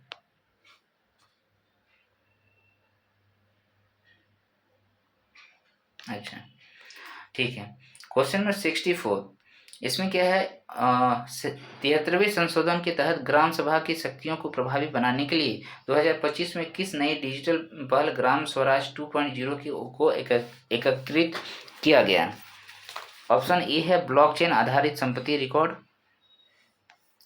बी है वास्तविक समय परियोजना निगरानी और धन हस्तांतरण, सी है केवल ईमेल सेवा और डी है उपग्रह के माध्यम से टीवी प्रसारण।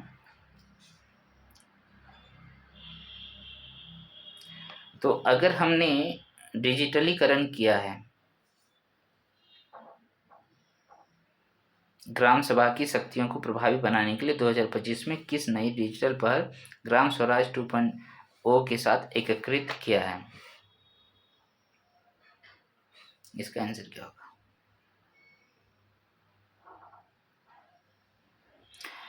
तो ग्राम स्वराज 2.0, मेरे ख्याल में इसका आंसर होना चाहिए दोस्तों वास्तविक समय परियोजना निगरानी और धन हस्तांतरण पे इसका मॉनिटरिंग करना। ठीक है, ये होना चाहिए। एक बार आप चेक करके मुझे कमेंट करके ज़रूर बताइएगा, दिमाग में नहीं आ रहा। हाँ ठीक है। 74वां संविधान संशोधन के अनुसार वार्ड समितियों का गठन किन नगर पालिकाओं में अनिवार्य है? ऑप्शन ए है सभी नगर पालिकाओं में, बी है जिनकी जनसंख्या 3 लाख या उससे अधिक हो, सी है केवल महानगरों में और डी है केवल राज्य की राजधानियों में।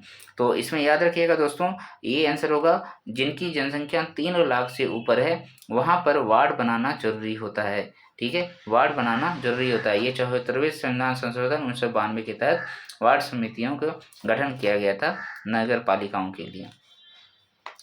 नेक्स्ट चलते हैं क्वेश्चन नंबर 66। भारतीय अर्थव्यवस्था के संदर्भ में के आकार के सुधार का क्या अर्थ है? ऑप्शन ए है अर्थव्यवस्था के सभी क्षेत्रों में समान वृद्धि करना, बी है कुछ क्षेत्रों में तेजी से सुधार जबकि अन्य में गिरावट या स्थिरता, और सी है जीडीपी में निरंतर गिरावट, और ऑप्शन डी क्या कहता है? केवल कृषि क्षेत्र में सुधार, केवल कृषि क्षेत्र में सुधार। तो यहाँ देखिए भारतीय अर्थव्यवस्था के संदर्भ में के आकार, तो के देखिए कैसे बना है। मान लीजिए ये हमारी अर्थव्यवस्था है, उसमें बहुत सारे घटक हैं, तो कोई क्या हो सकता है? बढ़ सकता है, और कोई क्या हो सकता है? घट सकता है। ठीक है, यही आंसर होगा। तो कुछ क्षेत्रों में तेजी से सुधार जबकि अन्य में गिरावट या स्थिरता को बताता है के आकार। डेमोग्राफिक डिविडेंड का पूर्ण लाभ उठाने के लिए भारत को 2025-26 में मुख्य रूप से किस पर ध्यान केंद्रित करने की आवश्यकता है? ऑप्शन ए है केवल जनसंख्या का नियंत्रण, बी है कौशल विकास और रोजगार सृजन, सी है केवल विदेशी निवेश बढ़ाना, और डी है आयात का प्रतिबंध। तो आयात में प्रतिबंध लगाएंगे तो भारी दिक्कत हो जाएगा, ये तो होना नहीं चाहिए। केवल विदेशी निवेश बढ़ाना, केवल विदेशी निवेश को ही बढ़ाएंगे तो हमारे यहाँ का डोमेस्टिक वाला क्या करेगा?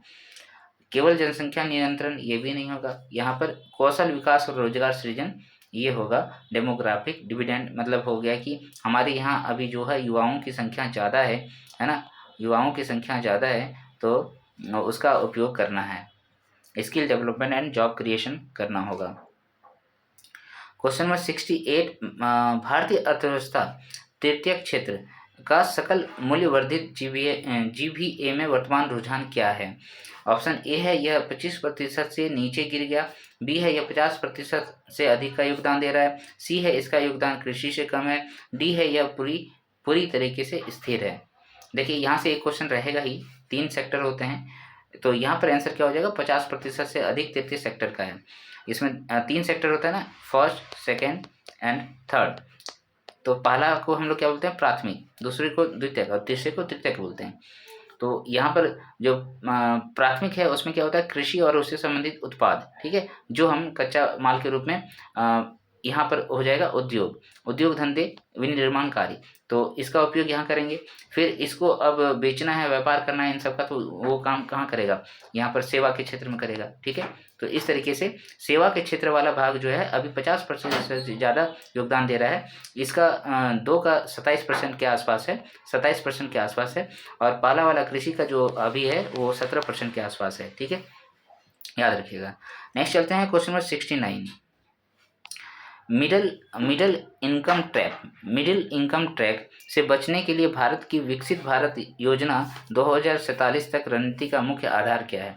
विकसित भारत का ये है ना हमारा सरकार का ये महत्वाकांक्षी योजना है, ये मतलब महत्वाकांक्षी है ये कि 2047 तक हम लोग विकसित भारत के विकसित देश के रूप में उभर कर आएँ।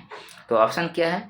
केवल कम लागत वाली विनिर्माण, बी है नवाचार आधारित अर्थव्यवस्था और उच्च उत्पादकता, innovation led economy and high productivity, C है कृषि सब्सिडी में वृद्धि, और डी है विदेशी ऋण पर निर्भरता।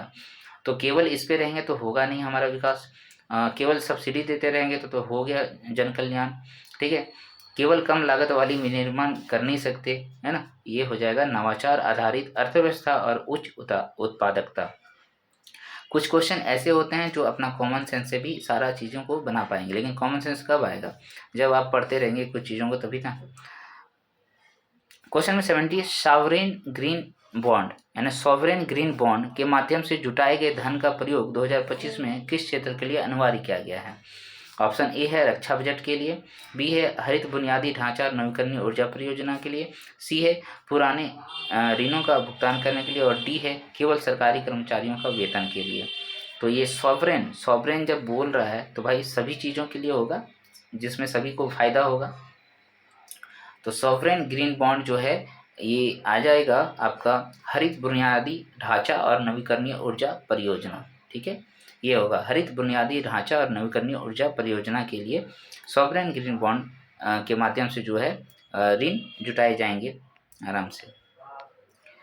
क्वेश्चन नंबर 71, सतत विकास SDG सूचकांक 2025 के अनुसार शून्य भुखमरी गोल 2 को प्राप्त करने के लिए भारत की किस योजना को सबसे प्रभावी माना गया है? अभी भारत सतत विकास में सबसे आगे है और इसके योजनाओं को यहाँ पर बहुत अच्छे से रीड किया गया है और उसके माध्यम से बताया गया है कि यहाँ पर गरीबी खत्म हो रहा है, सतत विकास का विकास भी हो रहा है। PM किसान योजना, बी है PM गरीब कल्याण अन्न योजना, और सी है मेक इन इंडिया, और डी है डिजिटल इंडिया। तो इसका राइट आंसर क्या होगा भाई? गरीबी को, भुखमरी को दूर करना है तो गरीब कल्याण अन्न योजना शुरुआत की गई है, जो काफ़ी बड़ी मात्रा में विश्व में देखा जाए तो सबसे बड़ी योजना है यह। नेक्स्ट चलते हैं क्वेश्चन नंबर 72, सर्कुलर इकोनॉमी का प्राथमिक आर्थिक उद्देश्य क्या है? सर्कुलर इकोनॉमी सर्कुलेट कर रहे हैं तो क्या हो रहा है? ऑप्शन ए है संसाधनों का अधिकतम निष्कर्षण, बी है कचरे को कम करना और उत्पादों का पुनर्चक्रण पुनः उपयोग करना, और सी है केवल प्लास्टिक पर प्रतिबंध, और डी है निर्यात को बढ़ावा देना। जब आप क्वेश्चन को ध्यान से पढ़ेंगे ना तो यहाँ देखिए सर्कुलर लिखा गया है, ऑप्शन एक एक करके देखिए। यहाँ बोलता है निर्यात को बढ़ावा देना, सर्कुलर इकोनॉमी जो है तो केवल निर्यात को बढ़ावा एक तरफा वाला तो होगा नहीं, केवल प्लास्टिक पर प्रतिबंध केवल एक तरफा नहीं कर सकते, सर्कुलर नहीं हुआ वो। संसाधनों का अधिकतम निष्कर्षण, ये भी वन वे हुआ, ये भी नहीं होगा। तो बी क्या हो जा रहा है? राइट आंसर हो जा रहा है। यहाँ पर RRR का यूज़ किया जा रहा है, ठीक है। क्या क्या होता था? रिड्यूस करना, एक में मतलब कम करना, रिसाइकिल करना और रिसर्च करना, ये था ना? रिसर्च नहीं था, कुछ और था, रिसाइकिल करना, रिड्यूस करना, रिसर्च ही था क्या? ठीक है, ये ट्रिपल आर वाला जो सिद्धांत है उसी चीज़ को यहाँ पर कहा गया है। जो कचरा वचरा है उसको पुनः चक्रण करेंगे हम लोग, है ना, रीयूज़ करेंगे, रिसाइकिल करेंगे, वेस्ट मैनेजमेंट करेंगे, यही चीज़ बात है। सर्कुलर इकोनॉमी का मतलब होता है, सर्कुलर इकोनॉमी का मतलब होता है। नेक्स्ट है क्वेश्चन नंबर 73, भारत के नेट जीरो लक्ष्य 2070 के संदर्भ में ग्रीन हाइड्रोजन मिशन का लक्ष्य 2030 तक कितनी वार्षिक उत्पादन क्षमता प्राप्त करना है। ये तो अभी थोड़ा देर पहले क्वेश्चन ही बनाया है ना, जिसमें ग्रीन हाइड्रोजन के लिए यूएई के साथ एक समझौता किया है ना। तो इसमें लक्ष्य क्या है? ऑप्शन ए है 1 MMT million metric ton, B है 5 मिलियन मेट्रिक टन, सी है 10 मिलियन मेट्रिक टन और डी है 20। तो इसमें जो आंसर होगा 5 मेट्रिक टन होगा दोस्तों, ठीक है, 5 मिलियन मेट्रिक टन होगा, उसका उत्पादन करेगा झारखंड। और 2030 तक ये लक्ष्य रखा गया है ताकि विश्व व्यापार में भी ये अपने आप को आगे बढ़ा सके। नेक्स्ट चलते हैं क्वेश्चन नंबर 74 है 2025 में चर्चा रहे अगली पीढ़ी के सुधारों नेक्स्ट जनरेशन रिफॉर्म में उत्पादन लिंक्ड प्रोत्साहन PLI 2.0 योजना का मुख्य विस्तार किस क्षेत्र में किया गया। ऑप्शन ए है पारंपरिक वस्त्र ट्रेडिशनल टेक्सटाइल, बी है उन्नत रसायन विज्ञान सेल, ACC बैटरी और सेमीकंडक्टर,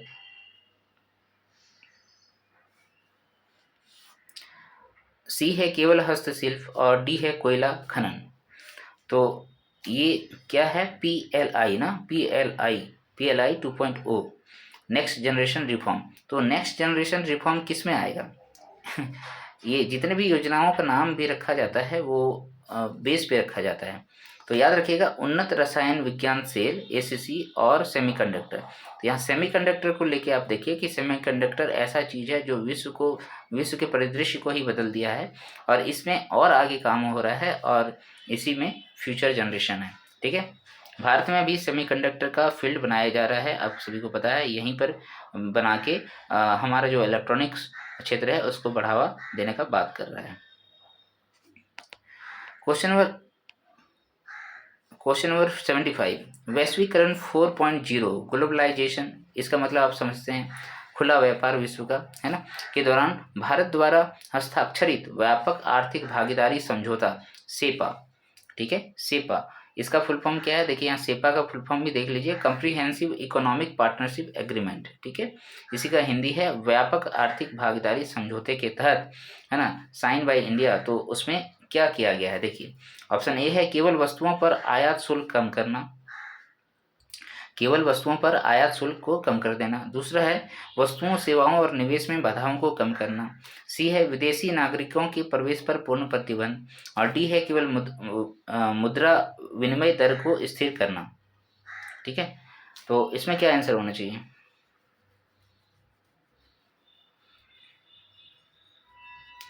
तो ये तीनों का तीनों होगा, वस्तुओं सेवाओं और निवेश। इसमें जो बाधाएं हैं, जो भी किसी भी प्रकार का बाधाएं हैं उसको कम करने का प्रयास किया जाएगा। ठीक है, ये इसका उद्देश्य है ग्लोबलाइजेशन 4.0।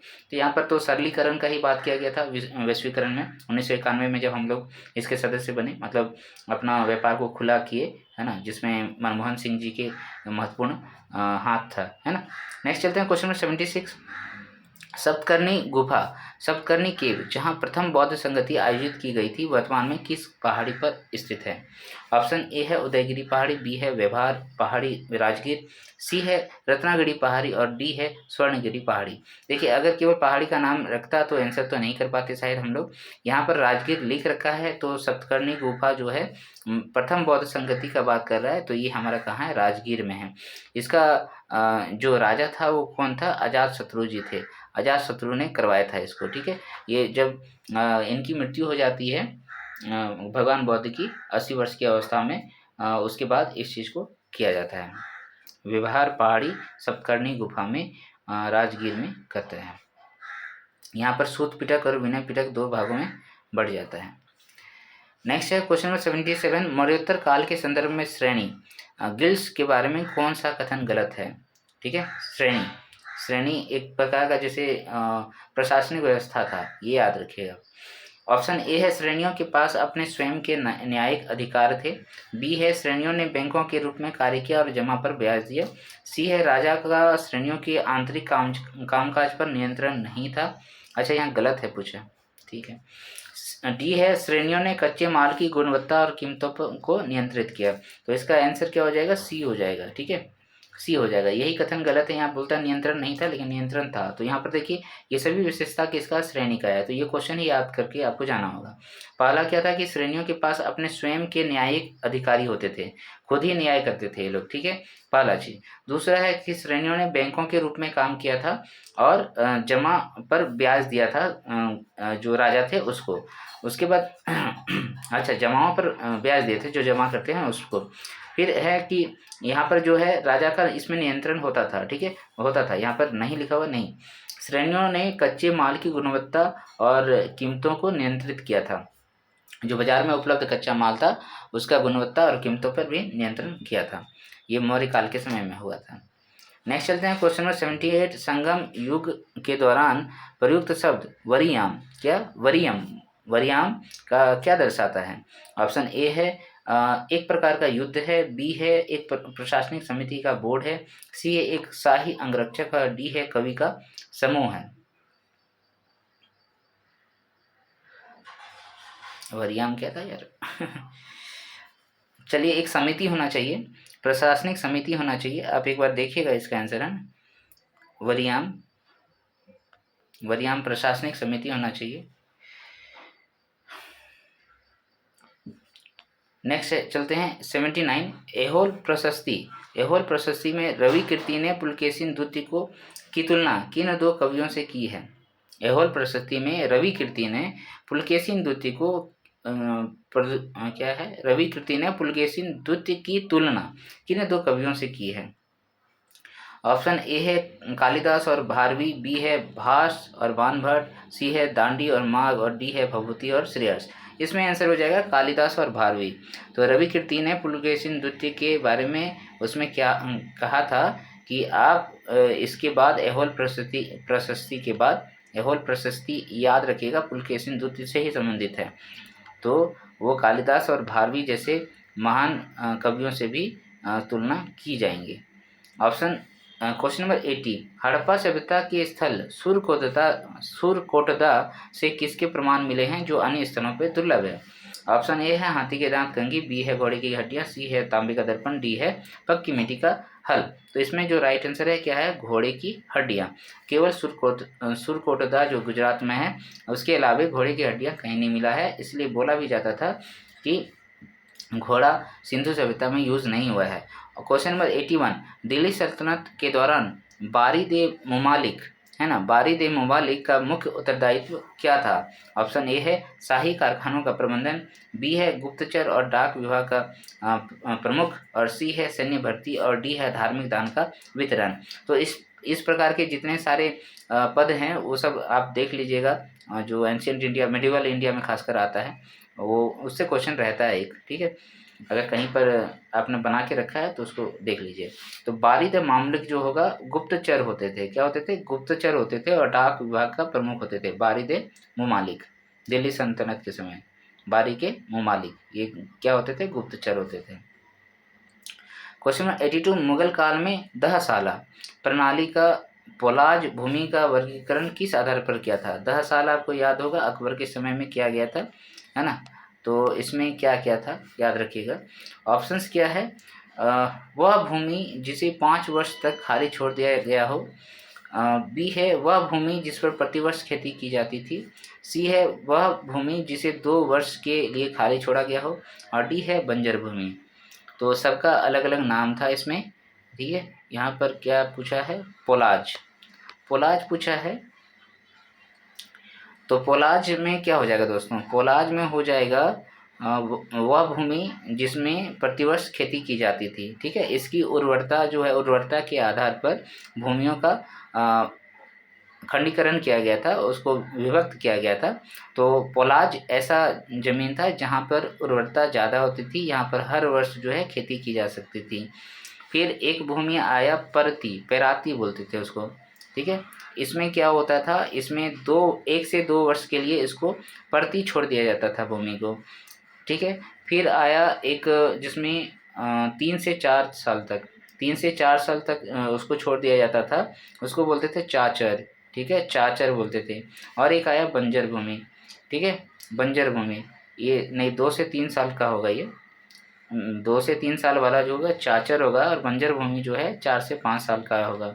चाचर 400, बंजर भूमि 4 से 5 साल का होगा। ठीक है, तो यहाँ पर हमने देखा पोलाज क्या है, प्रतिवर्ष जिस भूमि पर खेती की जाती थी, पेराती 1 से 2 वर्ष के लिए छोड़ दी जाती थी। ठीक है, नेक्स्ट चलते हैं क्वेश्चन नंबर 83। सुल्तान फिरोज शाह तुगलक द्वारा स्थापित दार उल सफ़ा क्या था? ऑप्शन ए है पुस्तकालय, बी है खैराती अस्पताल, सी है एक अतिथि गृह, और डी है एक दास बाजार।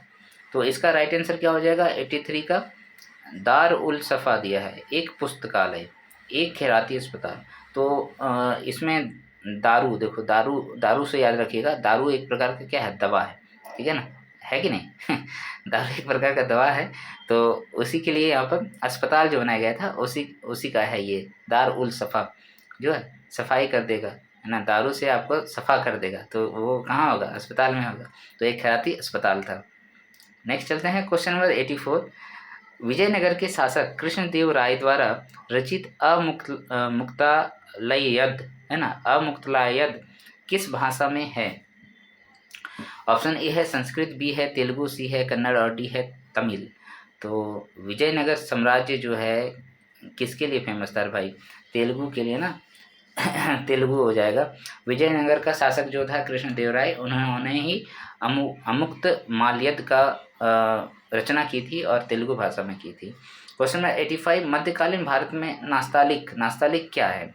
ऑप्शन ए है एक फारसी सुलेख शैली है, बी है एक प्रकार का कर है, और ऑप्शन इसमें सी है एक वाद्य यंत्र है, और डी है एक युद्ध कला है। तो इसमें जो राइट आंसर होगा ये नास्तिक क्या है? तो नास्तिक एक प्रकार का फारसी सुलेख था, पर्शियन कैलीग्राफी स्टाइल। ठीक है, एक कैलीग्राफी था, लिखने की कला था। नास्तलिक फारसी। ठीक है, नास्तिक फारसी का था। क्वेश्चन नंबर 86 क्या है? 1857 के विद्रोह अजीमुल्ला खां किसके सलाहकार थे? अजीमुल्ला खां। ऑप्शन ए है नाना साहब, बी है तात्या टोपे, सी था कुंवर सिंह, और डी है खान बहादुर। तो इसका आंसर क्या हो जाएगा? नाना साहेब का। अजीमुल्ला खां एक मुख्य सलाहकार थे। Question number 87। इल्बर्ट बिल के विरोध में अंग्रेजों द्वारा गठित डिफेंस एसोसिएशन का नेतृत्व किसने किया था? ठीक है, अब इल्बर्ट बिल में क्या था ये बताऊंगा। ऑप्शन ए है लॉर्ड रिपन, बी है जे किस्विक, सी है आपका हेनरी कॉटन, और डी है A.O. ह्यूम। तो इसका जो राइट आंसर होगा वो क्या हो जाएगा? जे कैस्विक होगा, जे कैस्विक। तो इल्बर्ट बिल क्या था दोस्तों? इल्बर्ट बिल में जो भारतीय न्यायाधीश होते थे उसको अधिकार दे दिया गया था कि यूरोप के जो लोग होंगे उसके भी मुकदमों का सुनवाई वो कर सकता है। भारतीय यूरोप का लोगों का सुनवाई कर सकता था, तो ये तो बहुत बड़ी बात थी, ये अधिकार दे रहा था यूरोप वाले का। ओके, तो इसी का विरोध यूरोप वाले लोगों ने कर रहा था, तो उसके लिए उसने हथियार भी जो बनाया हमारे ही यहाँ के लोगों को बनाया। उसमें जे कैस्विक एक व्यापारी थे, है ना, जिसका समर्थन अंग्रेज लोग करते थे हमेशा, तो इसी को बनाया गया उसका जे कैस्विक। नेक्स्ट चलें क्वेश्चन नंबर 88। 1928 की नेहरू रिपोर्ट के संबंध में कौन प्रावधान नहीं था? ऑप्शन ए है डोमिनियन स्टेटस की मांग, बी है पृथक निर्वाचक मंडल का समर्थन, और सी है मौलिक अधिकारों की सूची, और डी है भाषाई आधार पर प्रांतों का गठन। हाँ, ठीक। तो 1928 में नेहरू रिपोर्ट आया था, उसके आधार पर डोमिनियन स्टेटस की मांग हमने किया था। दूसरा है मौलिक अधिकारों की सूची भी एक तरीके से तैयार किया था, और भाषाई आधार पर प्रांतों का गठन का बात कही थी। लेकिन हमने पृथक निर्वाचक मंडल की बात नहीं की थी, है ना, ये नहीं की थी। भले ही यहाँ पर हमने क्या बात किया था कि जो अल्पसंख्यक हैं उनका थोड़ा सा आप क्या करो, सीटों का आरक्षण कर दो, ये बात कही गई थी। पृथक निर्वाचन मंडल का बात नहीं किया गया था। ओके, नेक्स्ट चलते हैं क्वेश्चन नंबर 89। अधिभोगी निस्यंदन सिद्धांत डाउनवर्ड फिल्ट्रेशन थ्योरी का संबंध भारत के किस क्षेत्र से था? पहला है रेलवे विस्तार, बी है शिक्षा, सी है भू राजस्व, और डी है बैंकिंग सुधार। तो अधोभोगी निस्यंदन सिद्धांत, इसको इंग्लिश में बोलते हैं downward filtration theory. Downward filtration theory ये आएगा शिक्षा में। तो शिक्षा नीति यहाँ पर हम लोग जानते हैं शुरू में मैकाले के द्वारा लाया गया था, और इनका ये कहना था कि आप जो है केवल उच्च वर्ग के लोगों को शिक्षा दो, उसके बाद शिक्षा धीरे धीरे अपने अन्य वर्गों तक पहुँच जाएगी। ये इसका सिद्धांत था, उसी का नाम है अधोगामी निस्यंदन सिद्धांत, downward filtration theory. 89, question number 89 का आंसर हो गया शिक्षा। 90, कांग्रेस के किस अधिवेशन में पहली बार मौलिक अधिकारों पर प्रस्ताव पारित किया गया था? मौलिक अधिकार, फंडामेंटल राइट्स का बात है। ऑप्शन ए है लाहौर अधिवेशन, बी है कराची अधिवेशन, सी है लखनऊ अधिवेशन, और डी है हरिपुरा अधिवेशन। तो अभी आपने देखा 1928 में नेहरू रिपोर्ट आया था, और 1929 में जो है लाहौर अधिवेशन हुआ था। तो कांग्रेस ने लाहौर अधिवेशन में फंडामेंटल राइट्स प्रस्ताव पारित किया था। ठीक है। क्वेश्चन नंबर 91, भारत के प्रादेशिक जल टेरिटोरियल वाटर्स अनन्य आर्थिक क्षेत्र EEZ के आधार रेखा बेसलाइन से उनकी दूरियों पर सही क्रम क्या है? ऑप्शन ए है प्रादेशिक जल 12 नैनोमीटर नॉटिकल माइल, और संलग्न क्षेत्र है 24 नॉटिकल माइल, और EEZ है 200 मीटर। चलो यही आंसर है, तो इसी को आप याद कर लो, बेकार में ऑप्शंस में कन्फ्यूजन हो जाएगा फिर।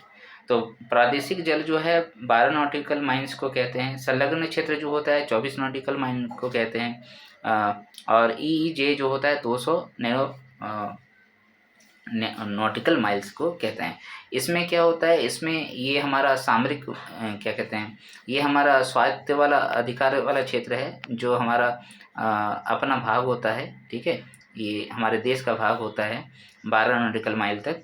संलग्न क्षेत्र ऐसे क्षेत्र होते हैं जहां आप दूसरों से जो है सीमा शुल्क वगैरह ले सकते हैं, और EEZ ऐसा क्षेत्र होता है जहाँ पर हम लोग जो है समुद्री का जो भी उत्पाद वगैरह है उसका हम लोग उत्पादन कर सकते हैं, वहाँ से पेट्रोलियम वगैरह ये सब निकाल सकते हैं। ठीक है, यानी कि ये सामरिक महत्व के हिसाब से इम्पोर्टेंट है। नेक्स्ट चलते हैं question number 92, 8 degree channel, 9 degree channel और 10 डिग्री चैनल क्रमशः किन क्षेत्रों को अलग करता है? एक ही क्वेश्चन में तीनों दे दिया, बहुत अच्छी बात है, याद कराने के लिए है। ऑप्शन ए है लक्षद्वीप मालदीव, बी है मिनिकॉय लक्षद्वीप, सी है अंडमान निकोबार। ओके, तो ऑप्शन ए तो गलत है, बी देखिए मालदीव मिनिकॉय। तो 8 डिग्री चैनल हो गया मालदीव मिनिकॉय। ठीक है, 9 डिग्री चैनल हो गया मिनिकॉय लक्षद्वीप, मिनिकॉय से लक्षद्वीप, और 10 डिग्री चैनल हो गया अंडमान को निकोबार से अलग करता है। तो याद हो गया। जो अरब सागर में हमारा है पहले लक्षद्वीप है, लक्षद्वीप का नीचे जो हिस्सा है सबसे वो मिनिकॉय है, उसके बाद इधर नीचे और जाएंगे तो मालदीव है। तो इसके बीच में 8 डिग्री चैनल हो गया मालदीव और मिनिकॉय के बीच में। फिर जो लक्षद्वीप है और यहाँ पर आपका मिनिकॉय है, तो उसके बीच में हो गया 9 डिग्री चैनल। और अगर उधर चलेंगे अंडमान निकोबार द्वीप समूह में थोड़ा सा ऊपर में है तो 10 डिग्री चैनल हो जाएगा, जिसमें अंडमान और निकोबार को अलग करता है। नेक्स्ट चलते हैं क्वेश्चन नंबर कितना है 93, भारत के मानक समय मेरिडियन 82 डिग्री एंड हाफ और कर्क रेखा ट्रॉपिक ऑफ कैंसर का प्रतिच्छेदन बिंदु इंटरसेक्शन पॉइंट किस राज्य में स्थित है? आपको एक ही क्वेश्चन में दोनों याद कराने की बात कही गई है और कुछ नहीं है। ऑप्शन ए है मध्य प्रदेश, बी है छत्तीसगढ़, सी है उड़ीसा और डी है झारखंड। याद रखिएगा, इसको हम लोग छत्तीसगढ़ में काट देते हैं। ठीक है, ऐसे करके आते हैं, ऐसे करके आते हैं, छत्तीसगढ़ में यहाँ पर हम लोग काटते हैं। तो आपको पता है कर्क रेखा जो है 8 राज्यों से गुजरती है, और आपका क्या कहते हैं ये मध्यान्ह रेखा है ना, मेरिडियन लाइन 82 एंड 82 मध्यान्ह रेखा थोड़ा है ये 82 एंड हाफ ईस्ट वाला जो है हम लोग को मानक रेखा जो है ये 5 राज्यों से गुजरती है, 5 राज्यों से गुजरती है, उत्तर प्रदेश, मध्य प्रदेश, छत्तीसगढ़, उड़ीसा और क्या हो गया ना, और आंध्रा। ठीक है, नेक्स्ट चलते हैं क्वेश्चन नंबर 94, हिमालय के भू आकृतिक विभाजन के संदर्भ में, हिमालय के भू आकृतिक विभाजन के संदर्भ में Sindhu Tsangpo suture zone ITSCJ किसे अलग करता है? ये तो हिमालय वाला पोर्शन में है, ज्योग्राफी का पहला या दूसरा चैप्टर में। तो इसमें आप देखिए क्या है, बृहद हिमालय और लघु हिमालय, दूसरा है ट्रांस हिमालय और बृहद हिमालय, सी है लघु हिमालय और शिवालिक, और डी है शिवालिक और उत्तरी मैदान। तो इसमें जो आंसर होगा वो क्या हो जाएगा, ट्रांस हिमालय और बृहद हिमालय को अलग करते हैं ITSCJ से, ठीक है, ITSCJ, है ना। इससे हम लोग इसको अलग करते हैं। जो ट्रांस हिमालय है हमारा काराकोरम, लद्दाख और झांसकर श्रेणियाँ जो है उसको हम लोग क्या करते हैं, हिमालय जहाँ से स्टार्ट होता है हम लोग जो ग्रेट हिमालयन बोलते हैं, ये ऊपर वाला है ना, उसको अलग करता है ये ITSCJ। ये देखिए ये सब विवर्तनिक प्रक्रिया जब हुई थी, हिमालय का जो बना था उस टाइम ये सब अक्ष बना हुआ था, उसके बेस पे हम लोग कहते हैं। फिर जो ऊपर वाला ग्रेट हिमालय है और नीचे वाला जो मध्य हिमालय जिसको लघु हिमालय भी बोलते हैं, है ना, इन दोनों को जो अलग करता है उसका भी क्षेत्र था MCT। ओके, फिर नीचे शिवालिक है, तो शिवालिक के और इसमें जो मध्य हिमालय है या फिर लघु हिमालय है, इसको जो अलग करते थे हम लोग उसको बोलते थे MBF, ठीक है, इस तरीके से था। नेक्स्ट चलते हैं क्वेश्चन नंबर 95। पश्चिमी घाट के पालघाट दर्रा भूवैज्ञानिक रूप से किसका विस्तार माना जाता है? ऑप्शन ए है नीलगिरी पहाड़ियों का अवतरण, बी है एक विवर्तनिक भ्रंश रेखा, सी है नर्मदा तापी घाटी, और डी है दक्कन ट्रैप का लावा प्रवाह। ये सब नहीं होगा, ये नर्मदा ताप्ती ये ऊपर में है, नीलगिरी पहाड़ियाँ और विवर्तनिक भ्रंश, यही दोनों में आंसर होना है। तो यहाँ आंसर होगा विवर्तनिक भ्रंश रेखा है पालघाट जो है, आप वहाँ पर जाएंगे तो नीलगिरी पहाड़ियाँ और अन्नामलाई पहाड़ियाँ ना, नीलगिरी पहाड़ियाँ और अन्नामलाई पहाड़ियों के बीच में ये पालघाट वाला आता है केरला में, है ना, ठीक है, याद रहेगा ना, ठीक है। चलो नेक्स्ट चलते हैं क्वेश्चन नंबर 96। प्रायद्वीपीय भारत की नदियों के संदर्भ में कौन सी विशेषता उत्तर से दक्षिण की ओर बहने वाली नदियों के सही क्रम को दर्शाती है? प्रायद्वीपीय भारत की नदियां हैं स्वर्णरेखा, महानदी, गोदावरी, कृष्णा, पेन्नार। महानदी, कृष्णा, गोदावरी, पेन्नार, कावेरी। चलो यही नदियां हैं, इसी को सजाना है। तो देखिए यहाँ पर सबसे पहले हो जाएगा, सबसे पहले यहाँ पर हो जाएगा स्वर्ण रेखा। स्वर्ण रेखा आपको पता है झारखंड में बहती है, उड़ीसा में बहती है स्वर्ण रेखा, ठीक है। दूसरा आते हैं तो महानदी दिया हुआ है, तो महानदी ही होगा, क्योंकि महानदी जो है आपका महाराष्ट्र, इधर उड़ीसा, इन सब में महानदी बहती है, ठीक है, मध्य प्रदेश। फिर है गोदावरी ही होगा, गोदावरी होगा, ठीक है, गोदावरी होगा। उसके नीचे फिर आएगा कृष्णा भी दिया हुआ है, ठीक है। और उसके बाद होगा पेन्नार केरला में है, आपको याद है, और ये आपका कृष्णा जो है कर्नाटका में है। तो इस तरीके से है नदियाँ, और सबसे नीचे जो आती है वो कावेरी, राइट, यही है, ठीक।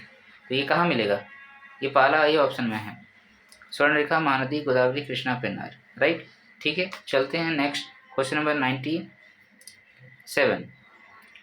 भारत में लो अयस्क भंडार और उत्पादन के संदर्भ में बादाम पहाड़ और किरीबुरू, अच्छा बात है, बादाम पहाड़ और किरीबुरू खदानें किन राज्यों में हैं? ऑप्शन ए है उड़ीसा झारखंड, बी है कर्नाटक छत्तीसगढ़, सी है झारखंड मध्य प्रदेश, और डी है छत्तीसगढ़ उड़ीसा। तो इसका राइट आंसर क्या हो जाएगा दोस्तों, उड़ीसा और झारखंड में है। बादाम पहाड़ आप जाएंगे, बादाम पहाड़ तो टाटा से आपको जाना पड़ेगा, ठीक है। और अगर किरीबुरू जाना चाहते हैं तो ये आपका चाईबासा वाला लाइन पकड़ना पड़ेगा, और लगभग दक्षिणतम बिंदु वेस्ट सिंहभूम में है ये, ठीक है।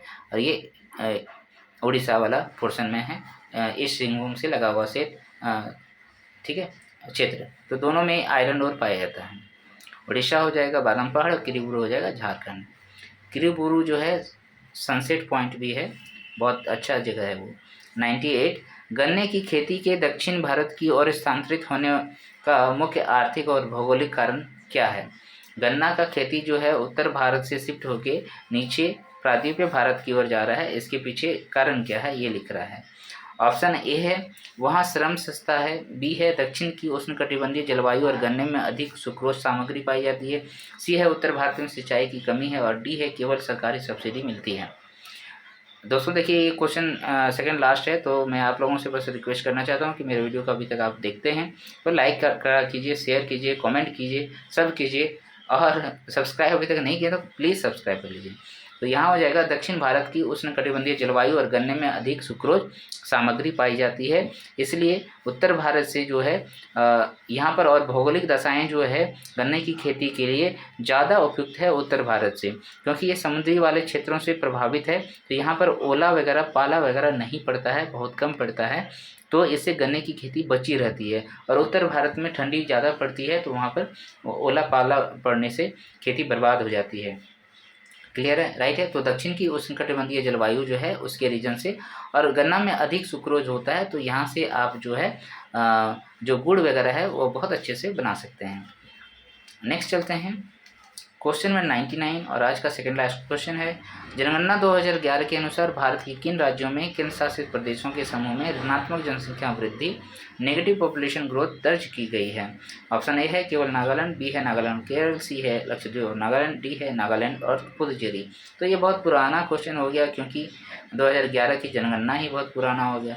तो ये केवल नागालैंड है, याद है यहाँ पर, और यहाँ पर नेगेटिव में दर्ज किया गया था, -5.8 शायद था, इतना जनसंख्या यहाँ पर वृद्धि देखा गया था। मतलब वहाँ पर लोगों की जनसंख्या 2001 से 2011 में घटी थी। नेक्स्ट चलते हैं क्वेश्चन नंबर 100, डेमोग्राफिक ट्रांजिशन है ना। डेमोग्राफिक ट्रांजिशन से अभी एक क्वेश्चन भी पूछा गया था ना, ठीक है। तो यहाँ पर के अनुसार भारत वर्तमान में किस चरण में स्थित है? डेमोग्राफिक ट्रांजिशन के रीजन से रीजन है, तो हम लोग अब उसका उपयोग कैसे करेंगे, ये था ना कि नवाचार को बढ़ाना है, डिजिटलीकरण को बढ़ाना है, कौशल विकास करना है, ये सब था। ऑप्शन ए है प्रथम चरण में हम लोग हैं, दूसरा है द्वितीय चरण में है, तृतीय चरण में है, चतुर्थ चरण में है। तो देखिए पहले ये देख लीजिएगा कि प्रथम चरण, द्वितीय चरण और तृतीय चरण और चतुर्थ चरण किसको बोलते हैं। तो यहाँ पर प्रथम चरण जो है उच्च जन्म दर को बताता है और उच्च मृत्यु दर को भी बताता है, जो कि इंडिया में नहीं है। दूसरा है गिरती मृत्यु दर है लेकिन उच्च जन्म दर है। तो अभी उच्च जन्म दर पहले की अपेक्षा तो अभी कम है, तो ये भी नहीं है। तृतीय चरण में कहता है जन्म दर में महत्वपूर्ण गिरावट हुई है, बिल्कुल भी है, और निम्न मृत्यु दर है। मृत्यु दर, स्वास्थ्य सुविधाएं वगैरह बढ़ गई है, तो मृत्यु दर भी कम हो गई है। तो हम लोग तृतीय चरण में आएंगे। चतुर्थ चरण में स्थिर जनसंख्या हमारी थोड़ा ना है ना। पिछले बार का वार्षिक ग्रोथ बोलते हैं 10 की ग्रोथ कितना था, 22.45 था ना, तो काफ़ी ज़्यादा था। तो इस प्रकार से दोस्तों आज का जो 100 क्वेश्चन था मुझे तो बहुत अच्छा लगा था, इसलिए मैंने इस सेशन को शेयर किया आप लोगों के साथ। तो जो है दोस्तों आप सभी से बस ये मेरा रिक्वेस्ट रहेगा कि मैं इस तरीके से, देखिए डेली अगर नहीं ला पाता हूँ तो 1 से 2 दिन में एक वीडियो आपको ज़रूर प्रोवाइड करूँगा। पेपर 1 से संबंधित ये है, बीच बीच में मैं पेपर 2 का भी 1-2 सेट आपको ज़रूर दूंगा, ठीक है। तो यहाँ पर आप मेरे वीडियो के साथ, मेरे वीडियो यूट्यूब चैनल के साथ जुड़े रहिए और देखते रहिए। मुझे प्रेम पंकज, मैं जामताड़ा से हूँ और आप सभी के लिए जेपीसी पीटी का तैयारी कराने के लिए बाध्य हूँ, ठीक है। केवल प्रैक्टिस सेट बनाते जाएंगे तो आपको बहुत सारे क्वेश्चन आराम से मिल जाएंगे, और एक्सप्लेन भी मैं कर देता हूँ तो आपको थोड़ा सा आसान भी हो जाता होगा। चलिए मिलते हैं नेक्स्ट वीडियो में, तब तक के लिए जय हिंद, जोहार, जय झारखंड।